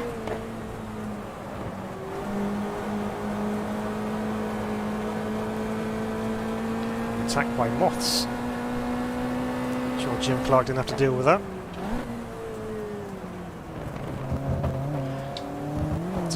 Of other things like trees and other non-safe environments to be in on a circuit, which you don't get nowadays. So here we go, up and over the line. Job done. Finished the race and we've won the championship. And we only get a silver cup because we cheated. Next stage has been unlocked. Congratulations. Yes, we're through to the next stage. We get a bonus of 20,000 credits to put towards our new one, and we get Hockenheim Short, new track, Magny-Cours National Circuit. What else we get? Zolder GP, nice. Dijon-Prenois Short, and Spa-Francorchamps GP, very good. Imola GP, oh, we get loads of tracks. 60s Touring Car Cups, unlocked. Cool, right. Stage B. Okay, so we've got some more Cortina action there by the looks of things. And then what else have we got here? David versus Goliath. So we can choose a small engine car like the Abarth or the Cortina or the Cooper S or the Alfa GTA, and we'll be up against the big banging V8s. Pony Express, which is pure Mustang goodness. Nurburgring and Zolder. Might be worth a go. Touring Car Heaven, Jag Mark II. Okay, so we're still we're still in the touring cars. That's okay. It's all fun. That's a much longer championship. Well, we'll try out the Mustang. I think we have to purchase one, but we have the dosh to do so. So let's have a look. What options have we got? We have a white with blue stripes, a blue one, a turquoise with dark blue stripes, red with white stripes. Very nice. Kind of a yellowy, canary yellow type colour, black with red stripes, white with orange and blue stripes. So I think we go traditional. I think we go red with white. I think I quite like that colour scheme, so we'll buy that. Thank you very much. And we can check out our new purchase in the garage. Very nice it is too. Notchback Mustang, this one. It's not the fastback, so it's got the kind of squared off roofline rather than the more aerodynamic slopey roofline which the notchback has. 65 Mustangs are very, very pretty cars. And we're back to the Nurburgring Mullenbach, so let's see how the Mustang goes. Oh yeah, we've jumped in with no qualifying again, so that's fine. Let's take some fuel out of the beast.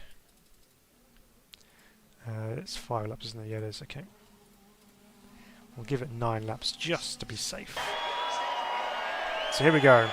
In our Mustang up against a series of other Mustangs. Don't want to get a jump start penalty for rolling down the hill, so we'll put on the brakes. The lights are in the distance somewhere, and we're green. Roaring Mustang in my ears. Turn that down a little bit because that's rather loud. Hopefully it's not too loud for you guys. Boing. Sorry. Still in my Cortina braking distances. So stack gauges in front of us, again proving that this car has been tinkered with.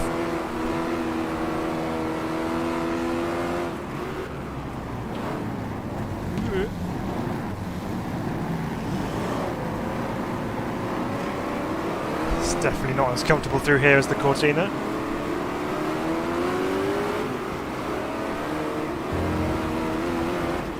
Best bullet impression jumping over the rises there. Of course, Bullet had the fastback version of the GT Mustang.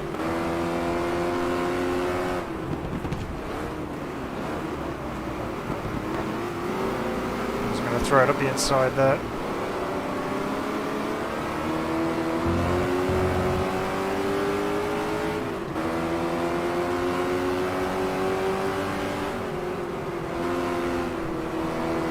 Steer through the Schumacher S and then hard on my brakes. At least he knew I was launching up the inside there. Very good awareness by the AI. There goes a light fitting.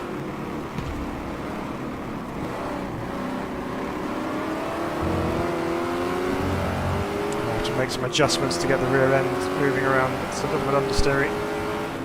Then it is a Mustang.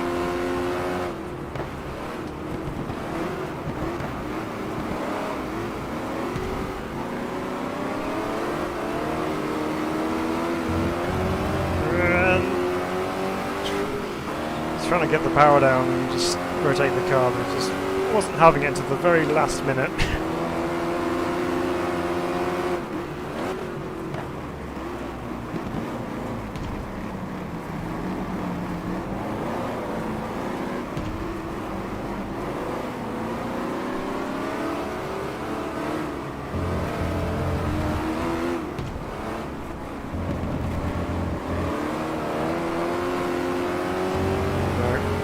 Using the curb on the inside to try and pull us round then.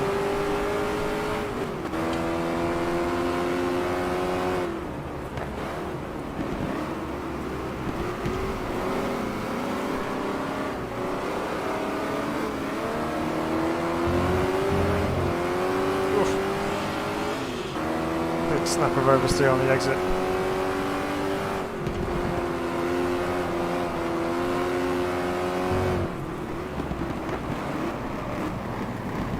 Excuse me.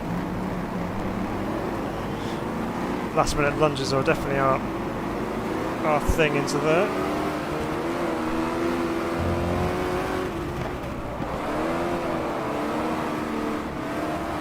That's it, rotate it with the grass on the way in, that's the way to do it.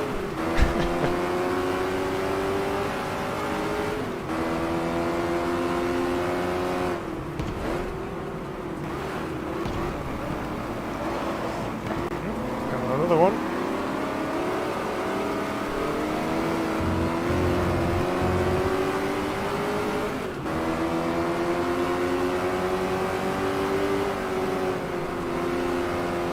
Bit of a gap to the next guys ahead.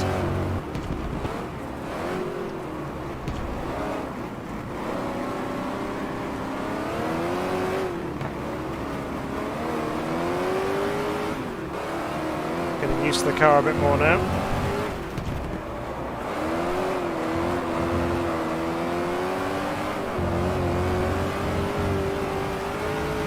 Dangerous words to say in my position. But we made it through to third. Not too bad. Not too bad. Whew. Okay, that's a very different animal. So there's only the 2 rounds, I believe, on this, so we're off to Zolder next. That's going to be fun. Okay, so again, let's take some fuel out.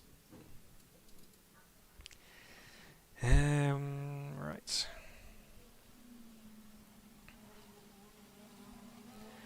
We do to, let's see, we're on Dunlop vintage tyres. Can't change those, it's just how they are.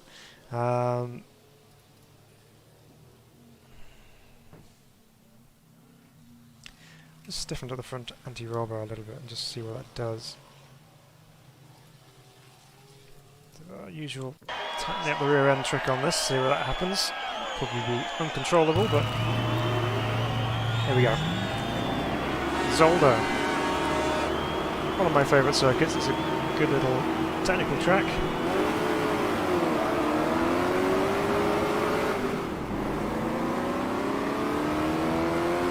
Still not getting the starts right in this thing.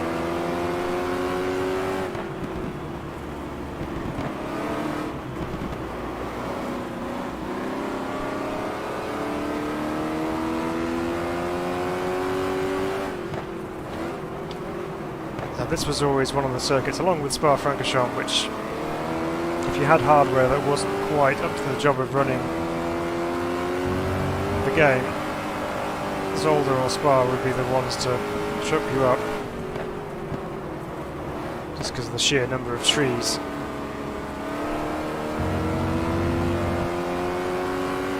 Coming into the very tree-lined section right now, down towards the tight chicane. The circuit hasn't really changed much from the days of GT Legends to now. The chicane's maybe a little bit quicker. Up over the hill, drop down the other side. Sweeping left-hander as we come into another of the tight chicanes. Into the sun glare. Sparks hanging off the 2 Mustangs through there. Robust move. When you're as far back as I am. That'll be great. Okay. Again, this is all pretty much as is today, so down towards the hairpin here.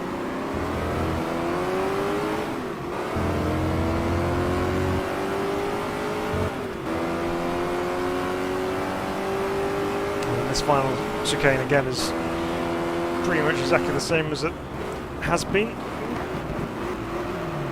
That was not an intentional dive bomb.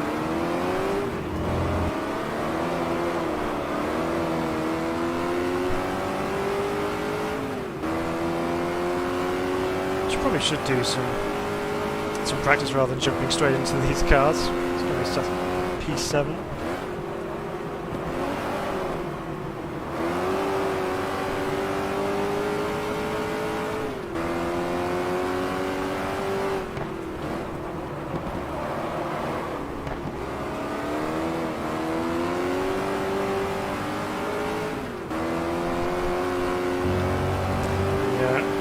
Car's not handling too badly.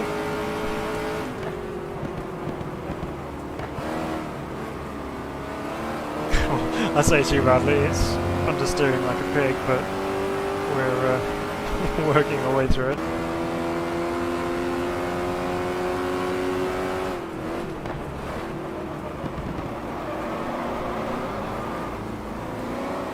And I was a little late on the old brakes.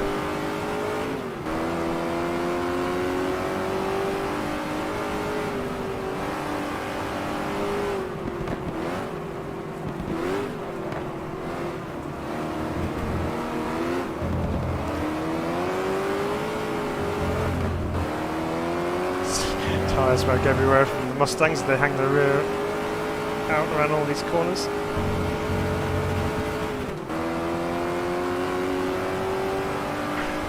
Don't have the pace around here at the moment.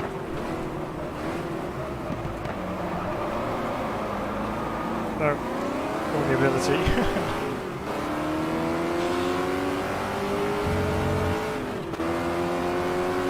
She knows. Right.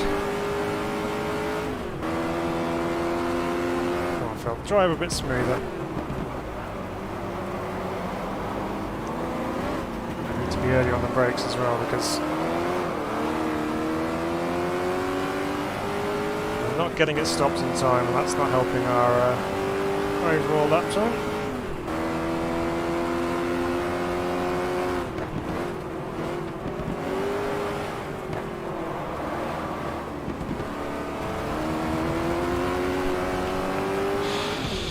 Tricky circuit, Zolder.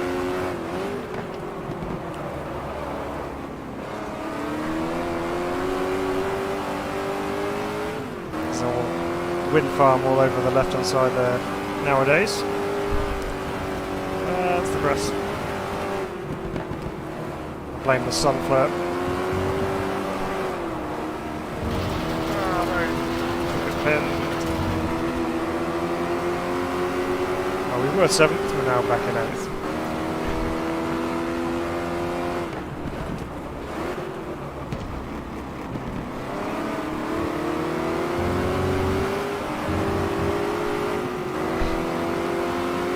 Speed builds all the way through that chicane, it's quite fun. There we go. So you're going to be inside here again.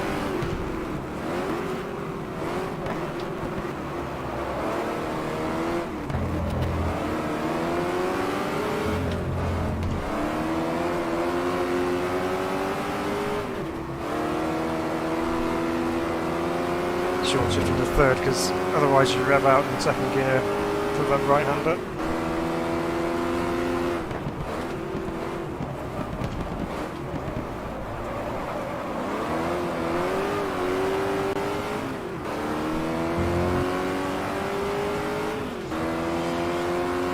Slightly neater, not massively neater, but not too bad.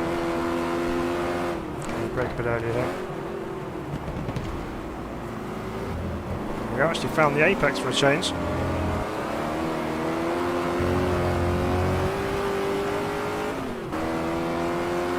We've gained some time back on the guys ahead as well, so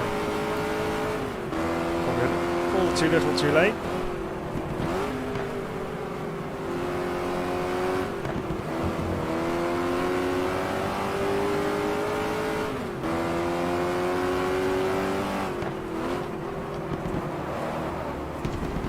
Still not trouble in the inside apex around there.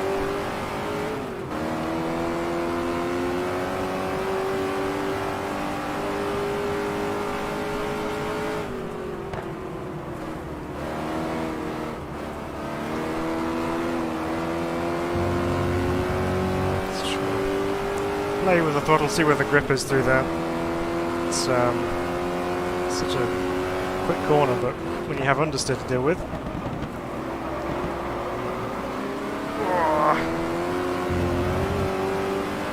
Don't know how I survived that. I was well and truly sideways.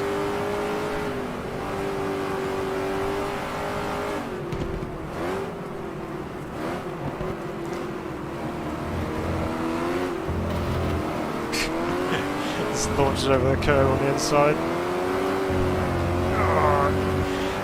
That's one thing you don't want to do is catch a curb when you've got opposite lock on. Just try and break your wrists. Oh dear. All that hard work gone again. Never mind.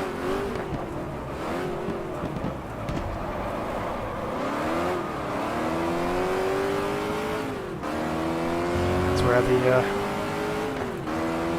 full round steering wheel would come in real handy right now.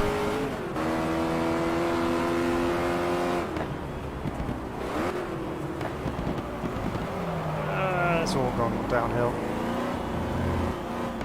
Well, I think it's fairly safe to say we're not going to be winning this challenge. I think there's just 2 rounds to it. the third in one, and then long last in this one.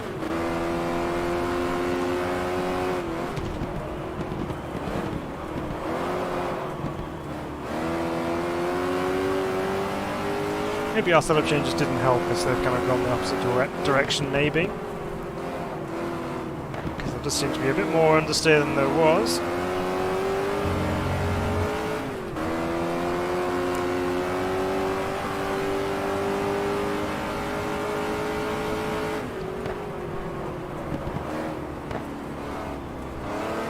It just doesn't turn in there at all. But then that's the nature of historic touring car racing. You're never going to jump in two different cars and expect them to drive the same way, because it's just not how they work.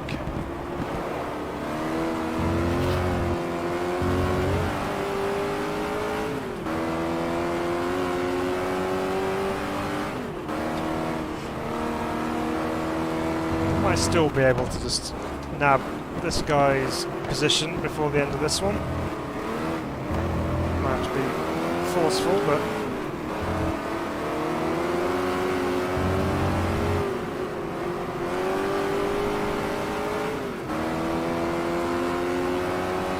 just don't have the pace around here.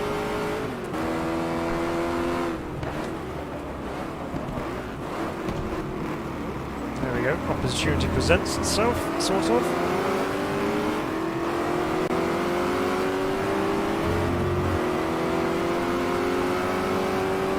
Try and find Bell on the inside here, that's what he does.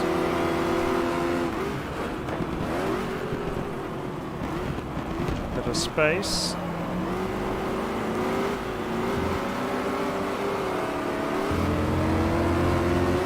Claim the position on the exit of the corner.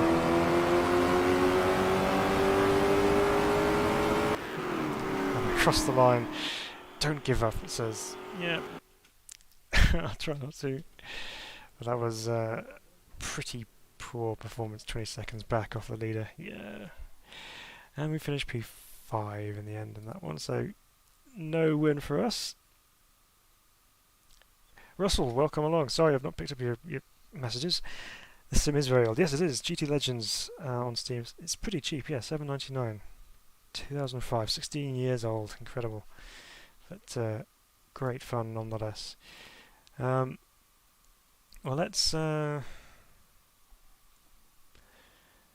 give this we'll maybe start this off and see how we go. We're not going to run the Cortina because we've run that a lot. Let's try our little Abarth and see what this thing's like, seeing as we have it available to use. So 5 laps of Magny-Cours National. Now this is, yeah, so you got what's called David and Goliath. So you've got that's real cruel. So here's me and my tiny little Abarth, and up in front of me here I've got Ford Falcons, Ford Mustangs and Jaguar Mark IIs, so good luck. And this is just a massive power circuit, so okay, very much up against it here.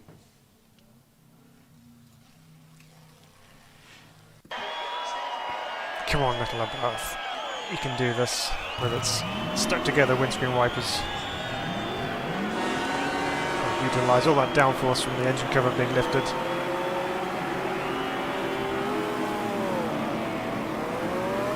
But what we do have is excellent traction because the engine's over the rear wheels.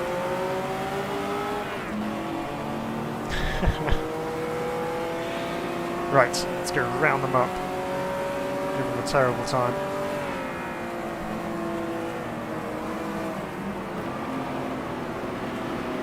Excuse me, Mr. Jag. It's one.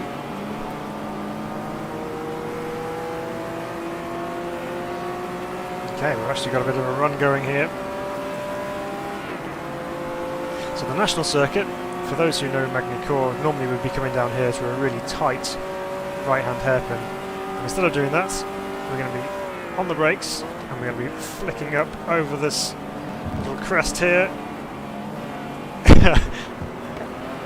And then rejoin the circuit on the way down towards the final section. It's just mad through there, but fun. This is the 2005 4 version of the circuit, which has this extension here rather than the final chicane, which takes you straight back on. So we have this little tight right-hander and then a right-left chicane. Up and over the line. Okay, so we're keeping in touch with them a little bit here. Still P8, but that's all we can do. Very fast double left to start off with, and into this long right-hander. That's the one in the gravel. That'll help. Very easy to do that through there because the gravel is right on the exit, so very easy to run too deep into that corner.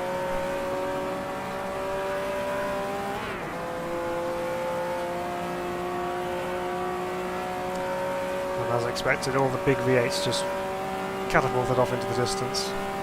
The only opportunity we have to make any kind of inroads is right here if we just be brave and launch it over the top.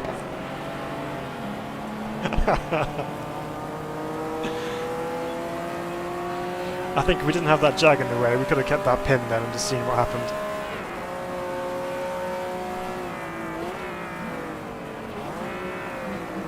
Okay, we got the inside of that one. Thank you.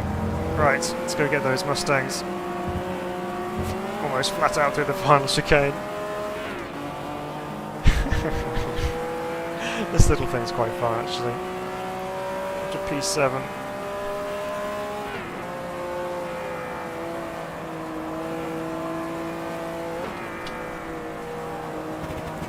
Tight round here.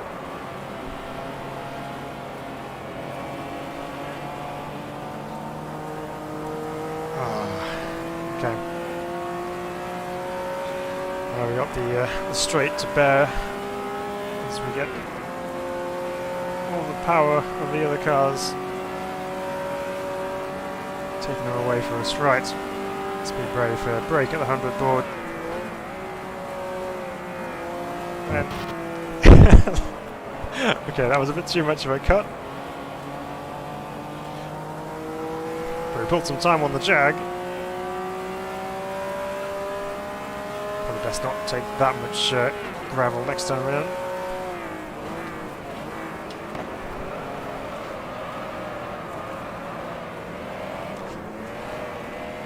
This thing doesn't like going sideways because it's a little bit top heavy.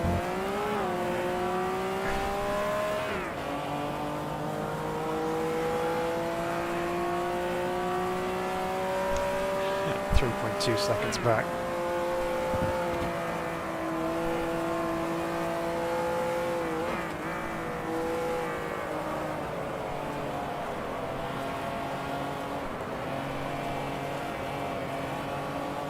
So it's kind of like a Mini in a way, but rear-wheel drive and rear engine, so yeah, nothing like a Mini really, but it's small, let's just say that. Okay, Jag's going back at me. Right, this time we're not going to cut the gravel.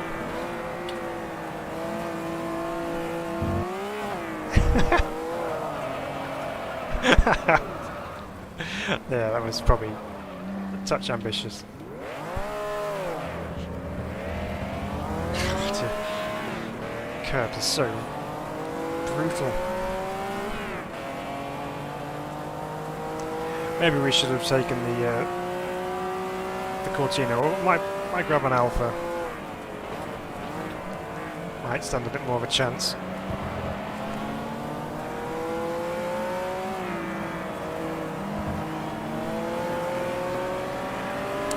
I do love the Jag. I mean, it's such a classic way to go motor racing, isn't it? There's a big walnut wood dashboard. And those swooping, flowing lines, wire wheels. A real gentleman's race car.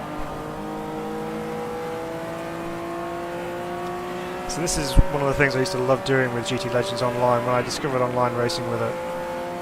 Is, you know, you jump into an online lobby anywhere, running the touring cars, and, you know, there'll be people running the Mustang, the Falcon, the Cortinas and things. And you can see why, because, you know, they're obviously going to be quite quick cars to drive, but I would enjoy driving things like the Jag because no one else was in it, and I just wanted to be different and drive something fun. So it wasn't always the quickest, but I had a good laugh online with that.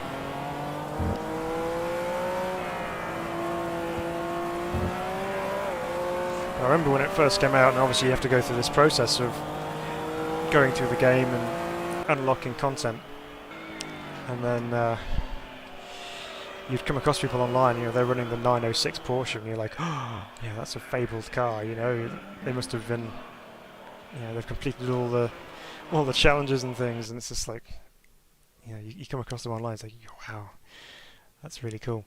So there we go. So the Abarth, I think at best would have been 7th there. It was not a fair trial of that particular car. Obviously, Mandello Park Short might be more in its favour, and Hockenheim Short potentially as well. But yeah, so that's a little bit mad. Let's before we wrap up this evening, we'll do some more of this another day. But let's just go to the a car dealer here. So we'll take you through the cars which are available. So we have the AC Cobra, very, very nice indeed. There's a couple of versions of it. There's actually, well, there's 3 different versions. So you have this one, which is the more powerful version. Then you have a smaller engined Cobra, and then there's the hardtop as well, which is quite cool. So different variations. Alpha GTA, pretty much exactly the same all the way through. Just different colour schemes.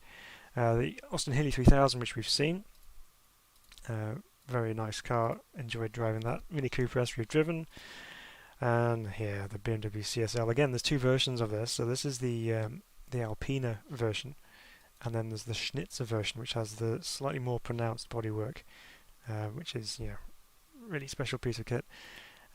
Chevrolet Corvette. Now again, there's 2 different versions of this depending on the class. So there's this one, which is the GT70s car, which is the later Stingray with the swooping body line. Very nice indeed. And then you have the 60s GT class Corvette, and this is the Stingray. And this is the convertible version. We also have hardtop versions with or without pop-up headlights, which is mega because we love pop-up headlights, so good. Another one of the GT76 cars. This is the slightly less powerful iteration of the Corvette. Another hardtop, another Cabrio, and another hardtop there. So good variety in the Corvette class. De Tomaso Pantera, there's another one of the cars in the TC76 class. 3 different variations again. So they have the ones with the big bodywork like these 2, and then there's this one which is a little bit more cut back without all the aero, so they haven't got the splitters in the rear, spoilers on the back as well. Again, a little bit less power. This is one of my favourite cars. It's locked. It's one you have to actually unlock with the championship mode, the Ferrari 275 GTB-C. Really, really nice V12 engine in there, and I know it's blue, it's not really Ferrari colour, but yeah, great fun to drive, love that car. Ford Capri, we've mentioned this one already, so this is the RS version with its very familiar colour scheme and aerodynamic on it, so a big splitter on the front, duckbill rear end on there, and vents and wide arches, all sorts of things, big fat slicks on it, very, very cool. And there's this one which is slightly more cut back in a way. This is a less outrageous one. This is the 2.7 litre, I believe, and this is the 3 or 3.5. I can't remember exactly the capacity of it, but either way, it's a smaller engine in this particular Capri. The Ford Escort. This is Funky's favourite, I think, from memory. Love this one. So again, nice colour scheme of the black and gold. It's just absolutely fantastic. Very, very nice. What else? We've got the Ford Falcon here, the red and gold Alan Mann colours, or the white with blue stripes. Another of the unlockable only ones. You can't buy it with your hard-earned credits. You have to unlock it by being good. So that's me out of the question. The Ford GT40 needs no introduction really. It's just an absolute historic car. Legend status of that one. Very, very good.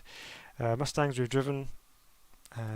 Jaguar E-Type. So we've come up against this one in the competition so far. This is the coupe version, and then we have the lightweight with its more traditional kind of body styling on there, and another colour variant of that.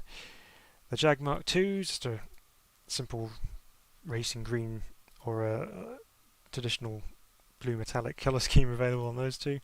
Cortinas we've come across lots of different colour variations, green and gold. I don't know if is there an Alan Man coloured car in this one. I don't think. Oh yeah, there is. There we go. That's the nice red and gold colours. The Elan 26R. Again, we've come across this one on track. There's different variations of this. There's some which have pop-up headlights and some which have fixed headlights.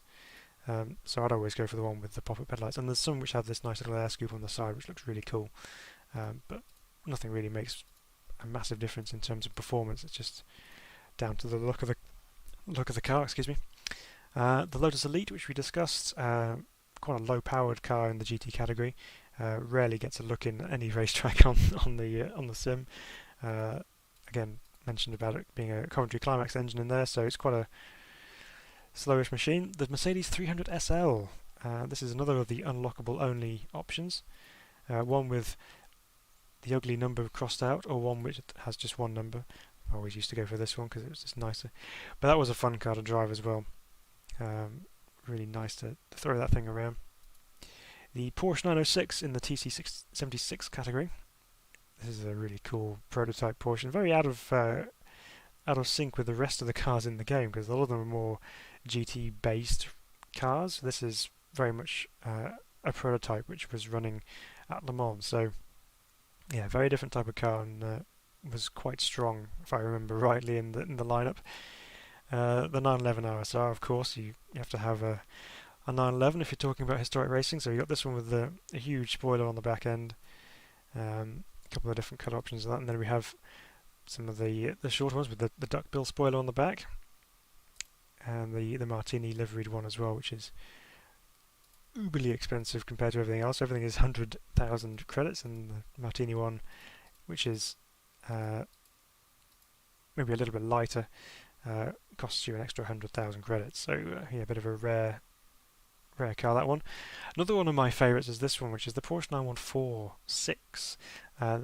It's a very unusual looking car, not very Porsche-like. It's very different to everything else, but it actually has the same engine as the VW van, this particular car. But I don't let that put you off, because it's still a very capable car to drive, and it's a lot of fun to throw around as well. The little Renault Alpine, as we've seen, very cool little car, mid-engined. Oops, missed one. Another of the unlockable onlys is the Daytona Cobra Coupe, which is just a beautiful looking thing, really nice. GT350s, a couple of colour options in there, and then the TVR Griffith, which we've come across in competition as well. Short wheelbase, lots of power from the V8 engine, and totally mad. So let's see if we can do this. I'm just going to see if we can jump in here. Here we go, we can. We're going to take the BMW out for a quick drive. Yeah, Funky, you're liking the Pantera. It is cool. It's a really cool car. So let's test drive the BM. We only got these short circuits to test it out on, but we'll do this one where we can give it a bit of a thrash in a straight line, because this car, I seem to remember, sounded rather nice. So we'll jump into this and do a quick couple of laps. You just know a straight 6 BMW engine is going to sound good. So we'll just take it nice and easy out of the pits, and then we should unleash it as we go up the straight. So the BMW, this particular type of CSL, famous obviously for that particular shot at the Nurburgring Nordschleife of it taking off over the jump. But yeah, super successful touring / GT car of the era. Okay, let's see what it's got.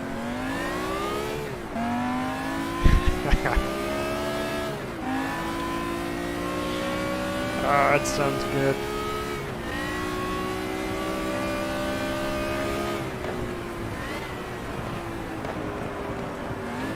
Of course, we're running slicks here rather than the radials or cross plies. Terrible. 1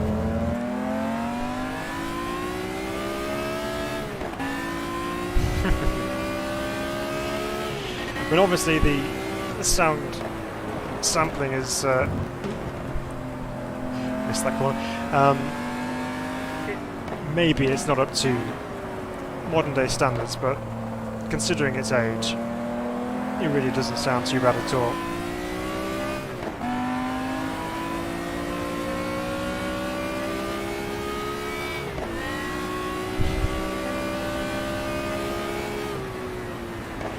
Remember just when I hadn't had the opportunity to unlock the car or purchase the car in the career mode, I remember just coming to drive and test drive it just so I could listen to it, because the sound is so glorious.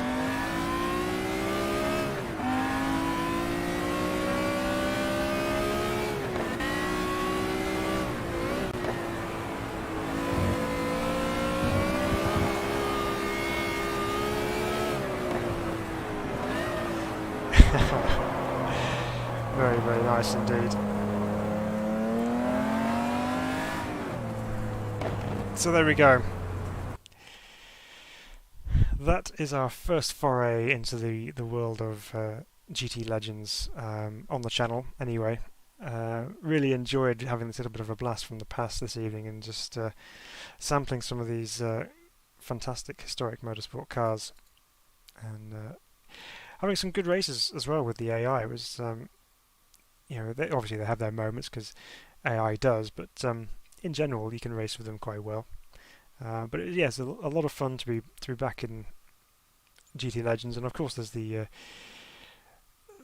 the kind of funky soundtrack which we haven't got turned on at the moment, but it just epitomises the game. As soon as you log in, you just hear that sound, and it's like, yeah, I know exactly what I'm in for here.